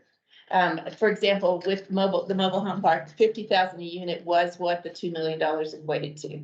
Generally, when Habitat comes in, they're asking for $50,000 a door or something like that. You guys weigh in. I mean, what do you usually look for from local jurisdictions contributions? Well, we don't get that. I don't even know what to say. But soft cost gaps Well, have for changed. example, is this project right here. When we come into the city to ask for the land underneath the buildings, we own the building, we don't own the land. And I want to redevelop the project. So it's paid off now and I'd like to do a whole redevelopment, but in order to do that, I really need the land. In order for, any finance companies or anybody to really take it serious, they're gonna want to know the land. So, we're doing did it already, I think, it's messed up. What did I do? For the value of the land, appraisal, thank you, appraisal. And it was goofy because of the way this deal was structured, but it would be really nice to be able to just say, okay, you can give us the land. Well, and what else is gonna be used? I mean, you're not gonna use this property. for Right, well, and anything that's the whole point with the appraiser, Yeah. not understanding that there's a humongous building on top of this land. It cannot be used for anything. Full of low-income You're gonna tear seniors. down the building and move all the seniors out. Yeah, where you gonna put the seniors? Yeah, so that would be, I would think this is great. I think the per unit price and the percentage of a project price is problematic for land banking. Because you may have this great opportunity for a piece of land and you don't have a project for it yet, and you're gonna wanna hang on to it for 10 years. So I don't think having those restrictions is gonna help with land banking. The 50 per unit will be problematic here. The 50 per unit? Yeah, I don't think we'll. Okay. I don't know. I mean, for land banking, Kathy, I guess the thought would be if the city's transferring that piece of land to a developer, that developer would need to show there's X number of units that's gonna be developed on that site. And that would be subtracted from the value of the land. I But guess. still, I mean, that's not necessarily there's an opportunity and you don't necessarily have the project or the developer in mind yet. It's just an opportunity. But if you had a 20%, let's say throw out a number, not to exceed 20% of the total, appraised stabilized value or something. Land typically isn't gonna be an exorbitant number to get everything else to work. And a percentage will grow with the times, especially, the way inflation is happening currently. But my personal recommendation would be somewhere around 20 to 25% of that total cost, and the restriction would only apply at that transfer. So it could be banked for 10 years. Developer shows up and says, I wanna build this $50 million project. The land is appraised at anything less than 10 or 12, that transfer is allowed. Not to exceed X% of total development costs. Of total development. That's because then that's the same thing in 20 years, whereas the dollar amount is not. Right. And I would, again, I would recommend that we do a bigger percentage, be more aggressive with whatever number we put out there so that we don't find ourselves in the same position again down the road. If there has to be a number, again, my preference is, again, blank check for lack of a better term. It is so that we have that flexibility around affordable housing projects. In Summit County, we were subsidizing projects at $250,000 a door. I mean, it was, the amount of money that was going out for those projects to make them happen was way beyond what we're talking about here.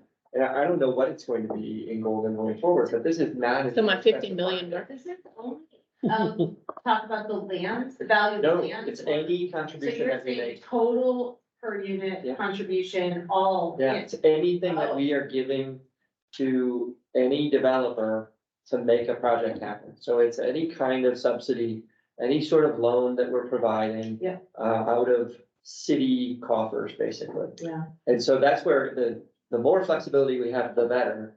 But we do have to have a fallback position, I think. That if that's not palatable to the voting public, then there needs to be some other alternative that maybe would be more palatable.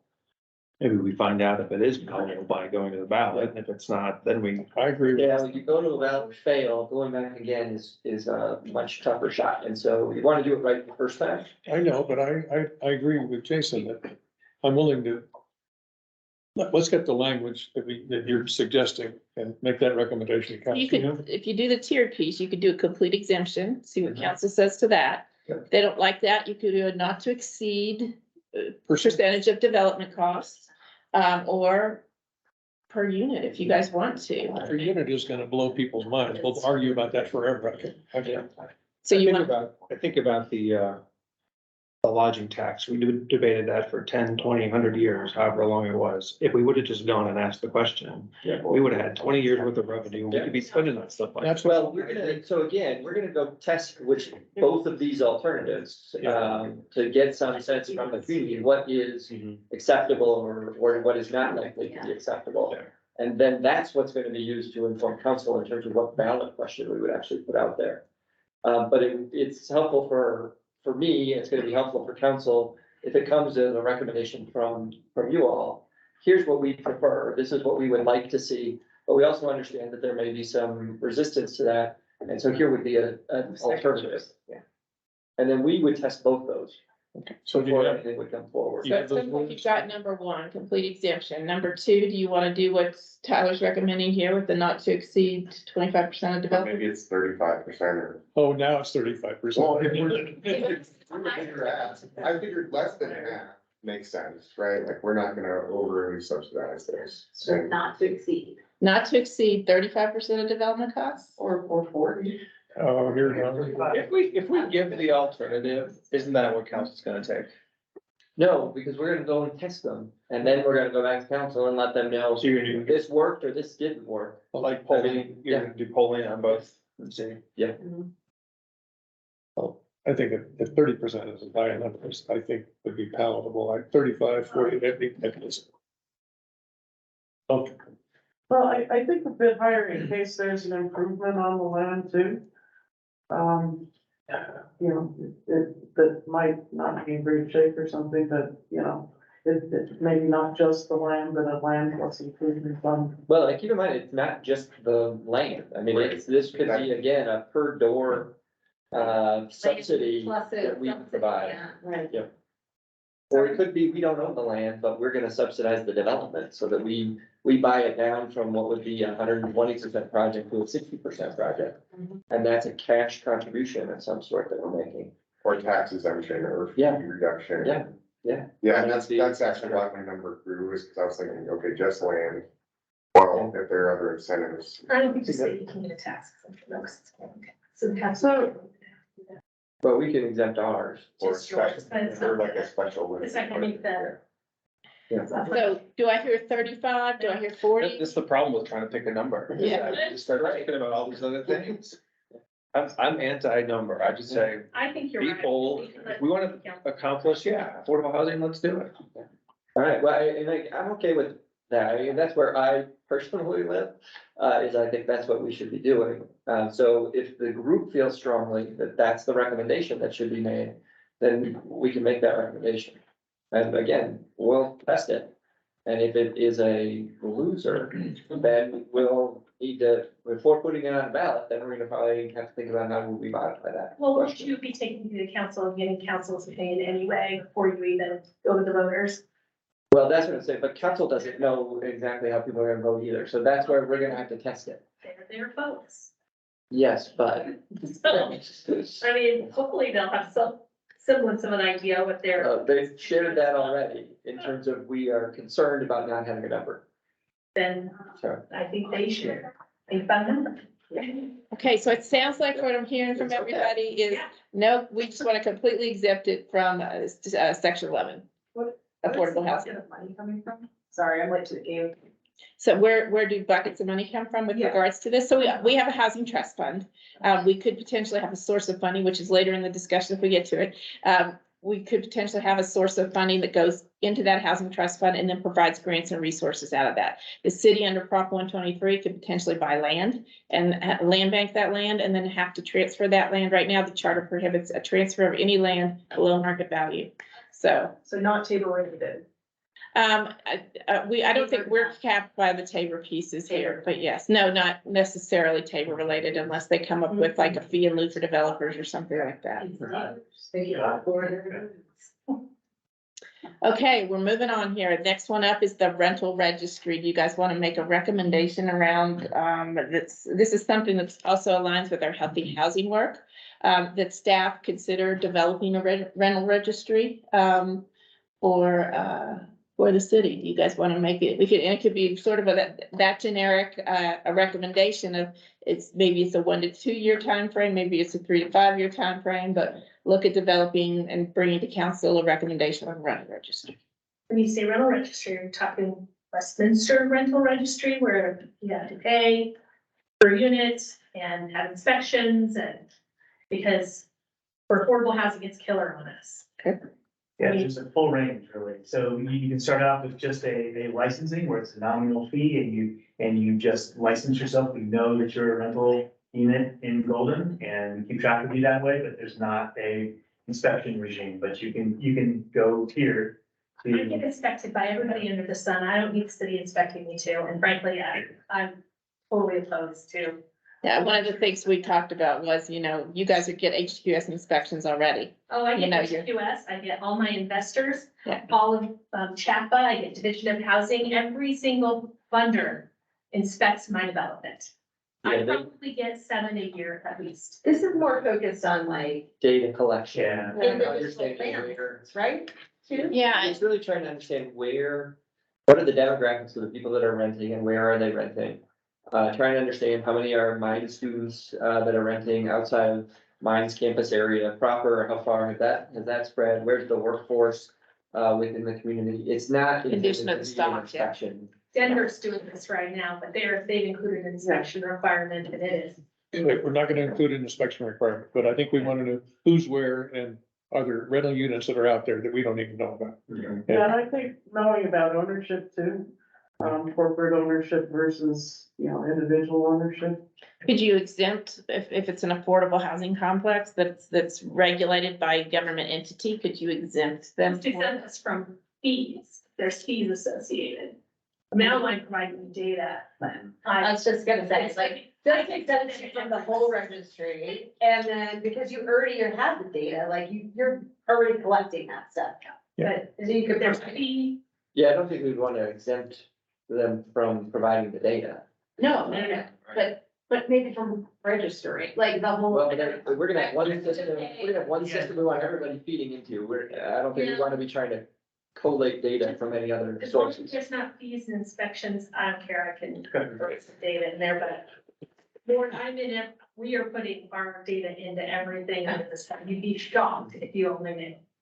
But it's one more. Well, and from the healthy housing lens, a lot of our stock is older, pre-78. So part of it's identifying, are there lead hazards? Are there, children in properties that are older and having health issues? And so what could we then as a city practically go do about getting grants and resources that could help those landlords, rental rehab program, for example, create better opportunities for the folks who are living in those units. So.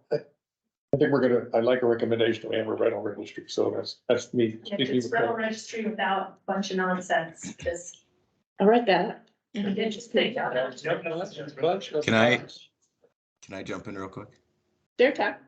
Yeah, so I just want to say, yeah, I'm all for, registry in the respect of not full inspections and jumping in, because I know a lot of people in the industry that would be completely opposed to that. But I do think it is key for us to have the data to understand what we're working with. Like, we literally don't know. Once again, I get a call at least once, twice a month from a Mines parent that's trying to rent a place, and saying that their kid's on a waiting list of 200 people to get into one of their housing places. So anyways, I think it's key for us, if we're gonna continue this conversation moving forward, for us to understand what this looks like, but also understanding that no one, myself included, is going to want someone to come in and have me pay. Well, first have me pay, but second have them come and inspect my place. But we do need to know what the data looks like. Thank you, Todd. And yeah, you guys on the phone, just holler out if I don't see your hand. I'm trying to keep an eye on everything that's going on. Okay, I'll craft that up. And it sounds like that's gonna be something that may be a little bit longer term because we're gonna need to work and develop that, but maybe in the 1 to 2 year timeframe piece. Housing Trust Fund, that is, the committee has expressed an interest in identifying a source of funding for those housing trust funds. Do you want to make recommendations with regards to a couple of things? The general fund, they could allocate a certain amount of general fund money for the Housing Trust Fund. The second thing is, and I'll just use Dan as an example here, he's doing some inclusionary zoning work, and part of his program is they're also doing a fee in lieu program, where they, instead of building the first 9 units of affordable housing, they're actually contributing a fee in lieu payment to that, and that could also go into the Housing Trust Fund. So that's maybe something to think about down the road, if folks don't want to opt into the affordable housing requirements. Are you guys interested in saying anything about the funding of the trust fund, or that you see that as a priority for council to address in any of those 3 timeframes we discussed? Haven't we already said we want to have a housing trust fund? Oh, we haven't, I thought we did, so, but it's not. It's not funded. okay, so the question here is funding, it's the housing trust Yes. fund funding, okay. Correct. I still would like to see us develop some sort of inclusionary zoning, because I'm consistently hearing, from folks, you just build affordable housing in my neighborhood, it needs to be spread around the city. So I think even though it wouldn't be used much, because we're not doing that much building, an inclusionary housing, policy would be in good faith to try to spread things around the city. And that would involve some revenue. And I think something else like a demolition fee, if folks are taking some of the smaller housing stock and stripping it and building larger things, there are models for that. And that could provide some funding into the trust fund too. And you could also incentivize not tearing down and renovating some of the housing stock instead. You know, the X%, you don't have to charge this fee or something like that. There's lots of models out there. But I think that's another thing that we could with our infill, and not all the scraping and building mini mansions, and trying to use preservation. Okay, so is there anything particular around this? I mean, do you want us to?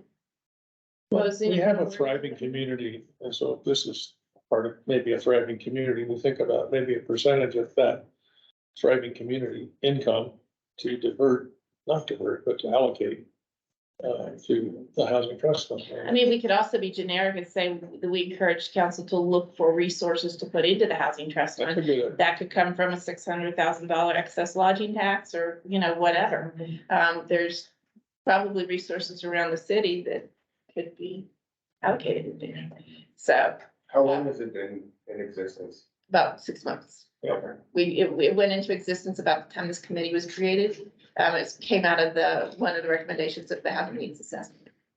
Yes, So, having a contribution okay, from the city is critical to getting it. so I'll just put that as a generic recommendation then, that the committee recommends that sources be found to fund the housing trust fund. Yeah. Oh, fine, council. Like, yeah. Okay, So can I ask a question on that? yeah. If the Scott, who- trust fund had been funded previously with the money for the mobile home park come out of that, or was that simply? Likely, the money for the mobile home park came from the ARPA funding that the council had set aside for affordable housing. But that's not gonna be there obviously long term, so this would be some kind of sustainability. Ideally, all of the funds would flow through the housing trust fund for affordable housing projects going forward. That has a little bit higher number than what we're working with here, because it's 120% and below.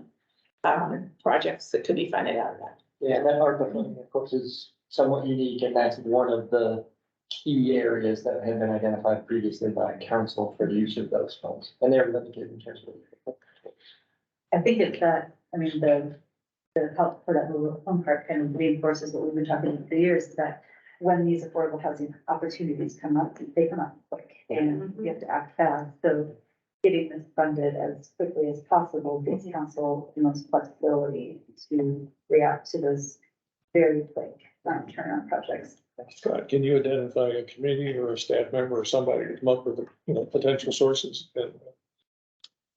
Yeah, I mean, I think that's, if there's a recommendation for general, consideration of funding sources, I think you guys will make that recommendation or endorse that recommendation, and then staff would go through that.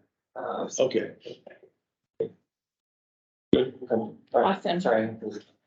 We're going to make it, guys. Sustainability, I think with this one, I'm just going to kind of talk you through where we are on it, because I don't think because the way the sustainability committee is working through their recommendations, they're sort of a little bit behind us on the process.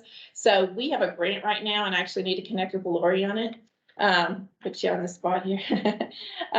We have a grant right now from DOLA to investigate, to take a look at net zero costs and the increased costs in affordable housing to do the improvements. So we're actually going to layer that on the recommendations the sustainability committees recommending, to see what additional costs that would really bring to affordable housing to do. And then the committee has a couple of things here. One, I think what we've just, Ty, do you still have a question, or your hand still up? Okay.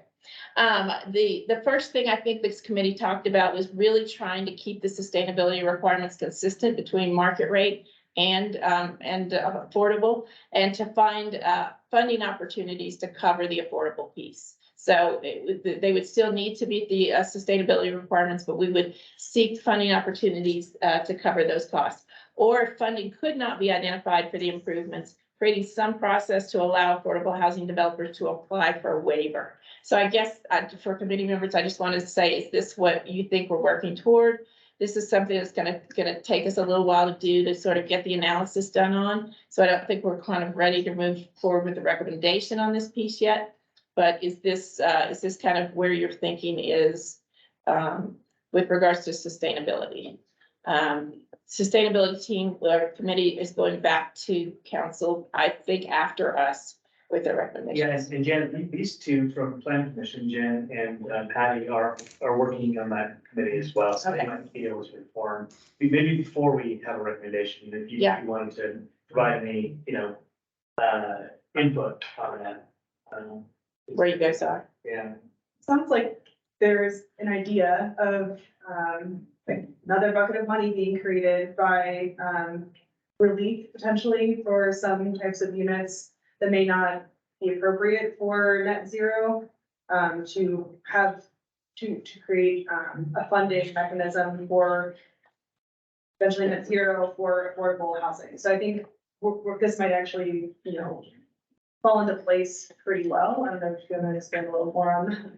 Yeah, I think, there's the two pieces of the energy code that we're gonna make recommendations are like the all electric and on-site renewable requirements. And the all electric, after our last meeting, it sounds like we're moving towards the recommendation that exemptions from the all electric would be on a technical basis, not an economic basis. So basically whatever the technology supports, that would be required.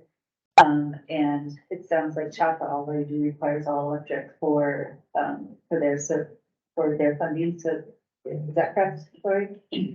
That Chapa requires all electric. Not, well, Electric, right? yes, electric ready right now, but it won't be long. Okay.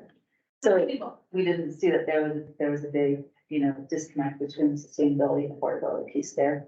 The on-site renewables, that is where we're looking at creating like a cash and move bucket for properties that either can't meet the full, on-site renewables, or it would make more sense for them to pay cash and lieu bucket. The cash and lieu that could then be utilized to offset some of the costs for the affordable housing,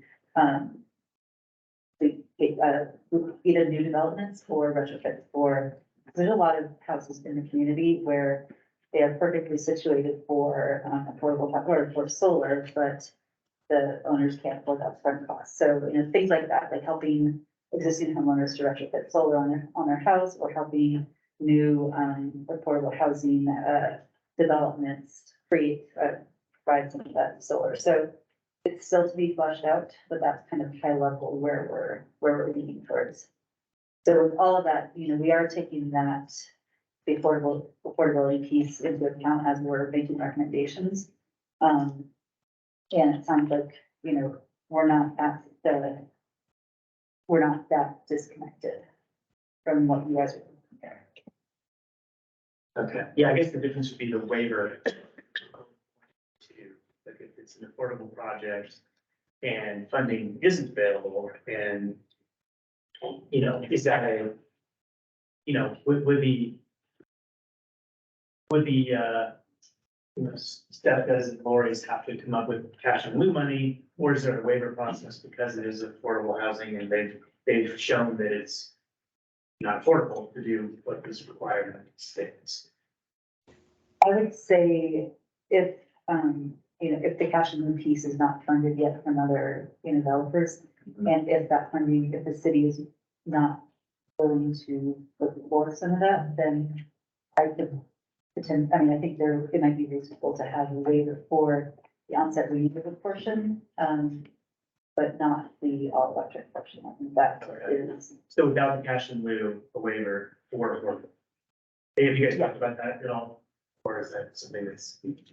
More high level, but you know, we haven't yet. So if that's a recommendation from this group. Yeah. And if the council wants that, then we'll, of course, go over it today.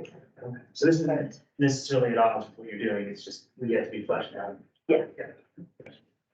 I just think this needs to be totally informed by elevation and foothills as far as what would, drive them away from Golden. Because they're our best chances for deeply affordable housing. So I think the city needs to actively seek their input. You do that right now? Yeah, I would just say, like, we have every intention of putting every sustainable thing on there as possible, right? Like, we would love to do all of those things, and philosophically, I would say I don't want any waivers, like, because as we're in, you know, trying to incentivize affordable homeownership and affordable rentals, like, we don't want to contribute to the climate problem, right? We want to be part of that other solution as well. And of course, we want to have our homeowners have very, very low operating costs, right? So this is great. However, there's like right now, and maybe it won't be true in the future, although we've been saying this for years, like maybe the prices will go down for that. It creates an additional required subsidy. And so just the awareness of that and the knowledge that this may be offset by either partially this subsidy, partially the housing trust fund subsidy, something, that we need to be aware of that and willing to cover those. So additional. I'd like to just build upon that. I really think in, you know, the waiver part of it, I see us, we need to go, we have a lot of bright minds in this room. We need to go find that money and be able to help that subsidy, if that is the housing trust fund or another way, a mechanism, because at the end of the day, we're saying we're building this affordable housing, but yet it's not going to meet the requirements that are going to be, you know, that are right around the corner. And once again, Stefka, you said it perfectly, like the homeowners or the renters that are going to be the ones that are paying these bills. Like, let's, you know, if to get into the renewable world, a lot of times it takes that upfront, right? If you want to buy electric vehicle or if you want to put solar on your home, and then you'll reap the benefits later. But they'll never have that upfront. So we should help find that upfront money so they can live with with a sustainable home. So that's just my 2 cents. Resources to that? Does CHAPA allow it in the eligible basis? Okay. I think you'll probably see more resources coming forward from that for that. So do you guys want to include the second part as a in the list of recommendations, or do you want to just leave it like this? I would like to include the waiver because we don't know what the future is gonna be, but I have high hopes that with all the funding available right now, that one could subsidize the extra, I don't know, 15% that it will cost to meet the proposed standards. But maybe you would heavily emphasize the first bullet, and say this is, second bullet is kind of a fallback in case that funding is. Yeah, the margins are so tight. Yeah. And I mean, you know, Amy schooled Paul and I a couple of years ago about how funding works for your kinds of projects and foothills, and I was just blown away with how tight the margins are. And I echo everything Stefka said, we want to do, we want all of our buildings to be sustainable, we want all the same things you want. We do, but the payback's not there yet. So all these ideas for sustainability, if the payback was there right away, it would make sense for us, but the solar payback's not there, and everybody can stand around here and tell me I'm wrong, it's not there. I've done the math over and over and over again, so I make my buildings solar ready, they're all solar ready. I can plop solar up there when I can afford it, but right now I can't afford it. So, you know, we gotta talk realities about solar and all these other energy efficiency, you know. Please note that, like, that is absolute, I totally agree with you on the payback. Also, with rental, that's where you could look at that future payback, because you're gonna be operating that in perpetuity. Homeownership, though, is just a sale, and so that benefit of lower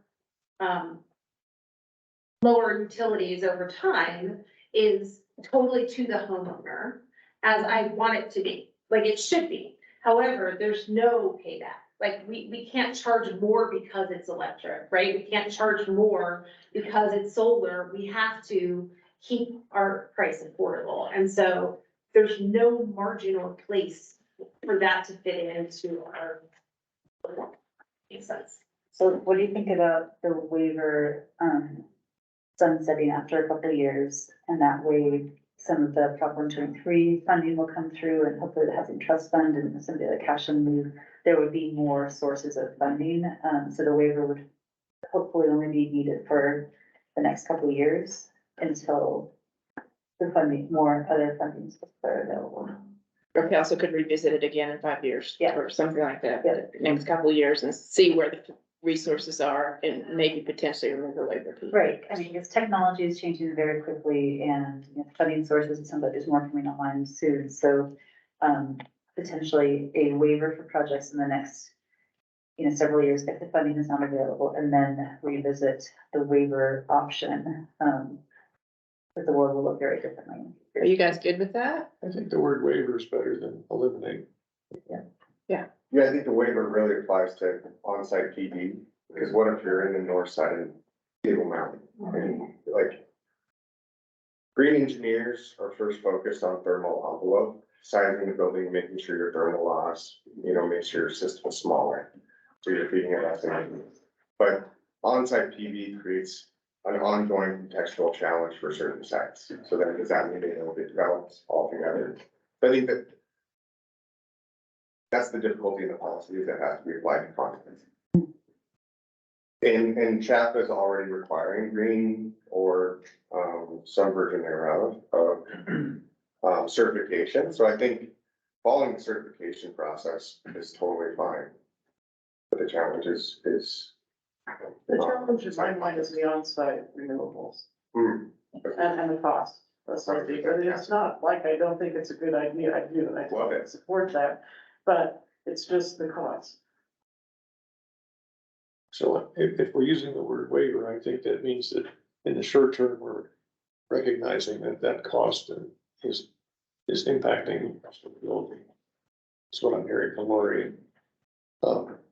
So Yeah, even though the long-term payback, maybe they're way out. Yeah. I got built. I've got to build it today, you know, yeah. And make sure the rents are affordable, that, you know. Okay, well, let me. So- That direction. Okay, so what I'm hearing, just to make sure, is the first bullet's great, the first bullet's great, and then the second bullet, we're looking at potentially a waiver? Is that why I'm hearing you there? Yeah, and if it's for on-site renewables, like the challenge is it can be misinterpreted, but. Some sites are just not renewable sites. So if we qualify the statement by saying a waiver for on-site renewable, is that better than just leaving it open the way it is now? Second one. I'd say yes, but committee agrees. I would agree with that. I don't want a blanket waiver. I mean, if it's on site, that's even better. I mean, I'm against no waiver at all, but that's meeting in the middle. Okay, so right now it says, allow developers to apply for a waiver for on-site renewables. That works, okay. And do we want to add the part about revisiting it in a couple of years to see where it comes out? I think we will anyway. Okay. I don't know. Okay, I'm gonna continue to move on. I think I've got that. I'm gonna obviously put it in front of you all again. Last thing, deed restrictions and buy downs. Do we want to say anything? Is the committee interested in recommending that staff research and develop a proposed program which would utilize funding to create and protect affordable housing opportunities through buy downs or deed restrictions? And this is a situation where like ADUs would, you do a grant to an ADU, an owner of an ADU who might be willing to provide some kind of reduced rent to somebody either working in the city or low income or something like that. So it's not like we have to figure out what that structure is right now, but is it something that you guys in the other model would be potentially buying and deed restricting a property that could be sold to somebody, home ownership opportunities for people at lower incomes? That's often done in the mountain communities, for example, by cities. Summit County was a good example there, where they did own a stock of housing that could then be resold affordably. Not so much the land trust model like you guys do, but just the individual units. I'm interested in pursuing it and recommending, that we research, but I'm not capable of understanding enough now to say, yeah, let's do this for sure. So your bullet, staff research a program for deed restrictions is okay with me, but. Does that sound good to everybody else, or is this not something that we're interested in? Well, the idea that if we're gonna get it, let's keep it. And that's the concept. I think this came up too because the interest of involving ADUs in the program, or somehow involving people who wanted to construct an ADU that might be willing to have or have some kind of restriction on it for a certain period of time in exchange for assistance with developing the ADU. And I think that's kind of, because we do have ADUs already. Nothing here about what the terms of that deed restriction are. Right. And so I would just advocate that it be attached to the home and not the person. So there's lots of programs where, the deed restriction is simply like a shared equity agreement where the city or whoever's providing the DPA or the buy down gets that piece of the equity upon sale. And there's nothing wrong with that program. It helps that buyer and it helps the city get their money back. However, that same amount of money will not be adequate in 20 years to get to the same AMI levels. Right. Given Property value increases. And so, if the deed restriction is placed on the unit, then, to the point made a moment ago, you're not gonna lose it. You're putting that investment in, and now that home is still, right? So that home is now. And that's the key to getting a one and done subsidy in, because you put the subsidy in one time and it rolls over versus having to put it in different properties and it rolls around. Yeah, my experience with deed restrictions is it always runs with property, not the owner doesn't. I mean, it's something you have. The Summit County and also the like Homespun in the Southwest Colorado, like they do it where like, hey, I'll put in $100 of your $500,000 price, and in return, I get 20% of the equity upon resale. And so, Okay. Well, we can play with it. I want to stay high level here and say, is this something we're interested in having council just encourage staff to look at? Encourage, yes, but not in the place of everything else we talked about. Yeah, so let me go with 1, 2, 3 real quick, because I'm about to lose everybody. What I'm hearing for the 1, 2, 3 recommendations is the growth ordinance, the parking of the 25%. Does everybody kind of agree that those are the top 3? Yeah. Okay, and then the others I'm gonna put into the medium category right now.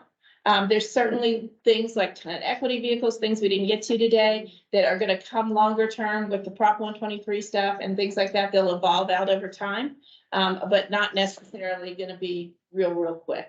So I will, One big thing that we didn't talk about is revising the code for the length and amount of affordability, the definition that's currently in the code.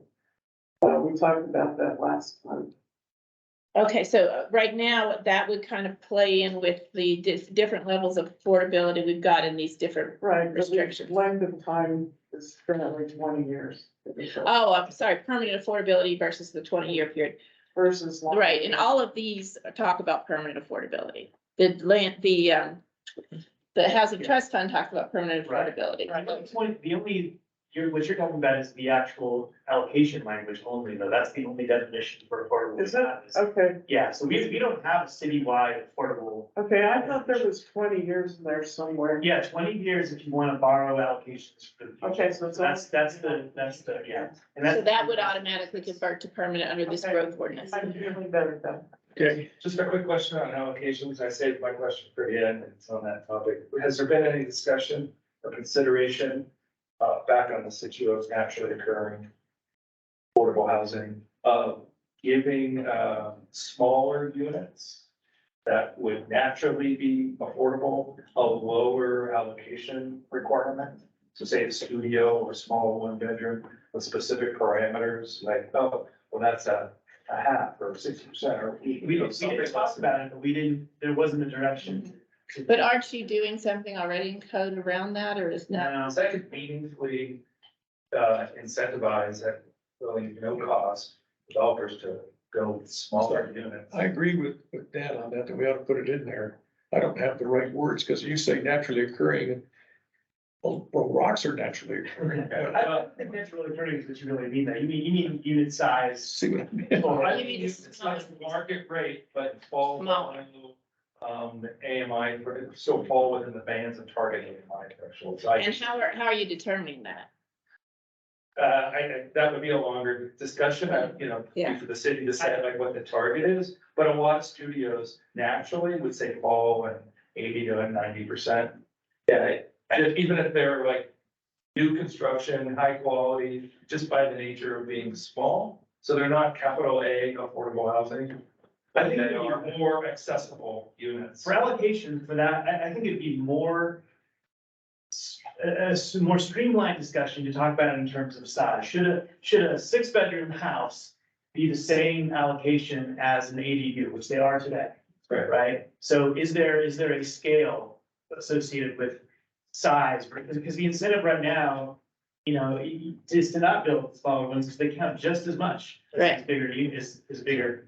Well, and maybe then that's you talk about this city land bank pot.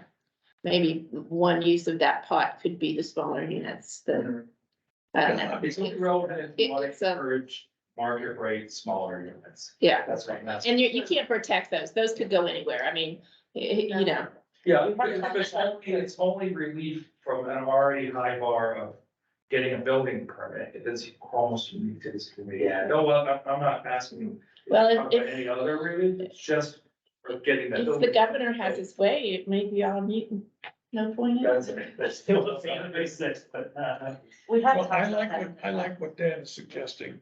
I don't know what wording you're suggesting. I'm not- Can you please? Well, we need some. I am happy to talk further. Yeah, we can do this on this. Okay, let's get that. We have had that conversation on planning commission over the years several times, as Yeah. we made the recommendations, like to the changes to the growth ordinance over the years. So we have talked about that, and we have, decided not to, we have previously not made that recommendation to council to make that change. Partly because, and this is kind of supported by the data that, you guys have, it was in one of your earlier presentations. If you look at the distribution of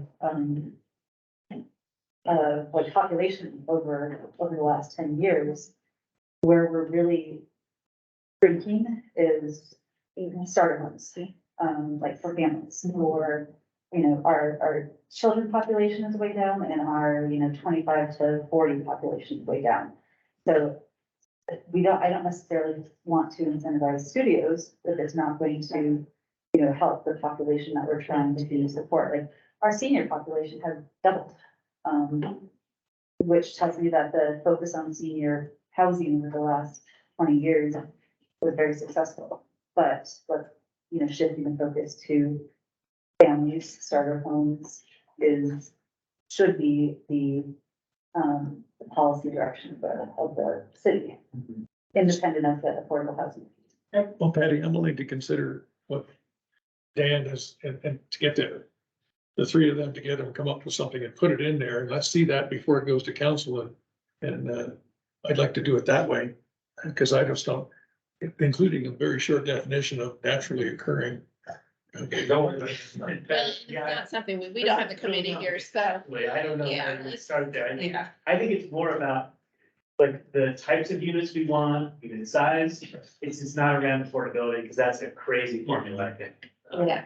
That's to align with city's values, so it's only if the city collectively wants to value smaller units, then how can you help make more of those happen? Right, and if you want to value like studios over a single family, starter homes, then that's the policy choice and it. Those price Studios.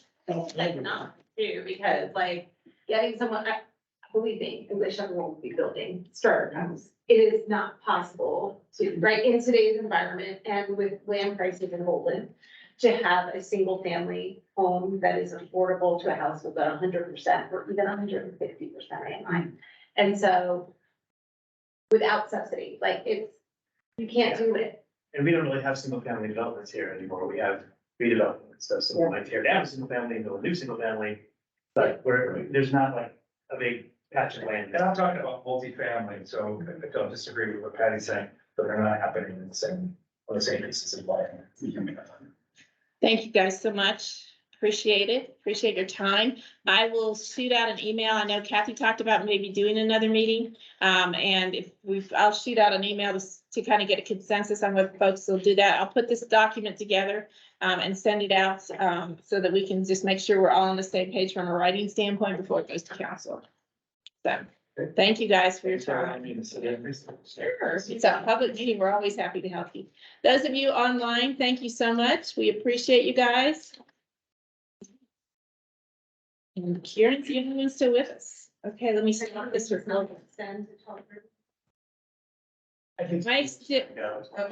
I extended it to 12:30.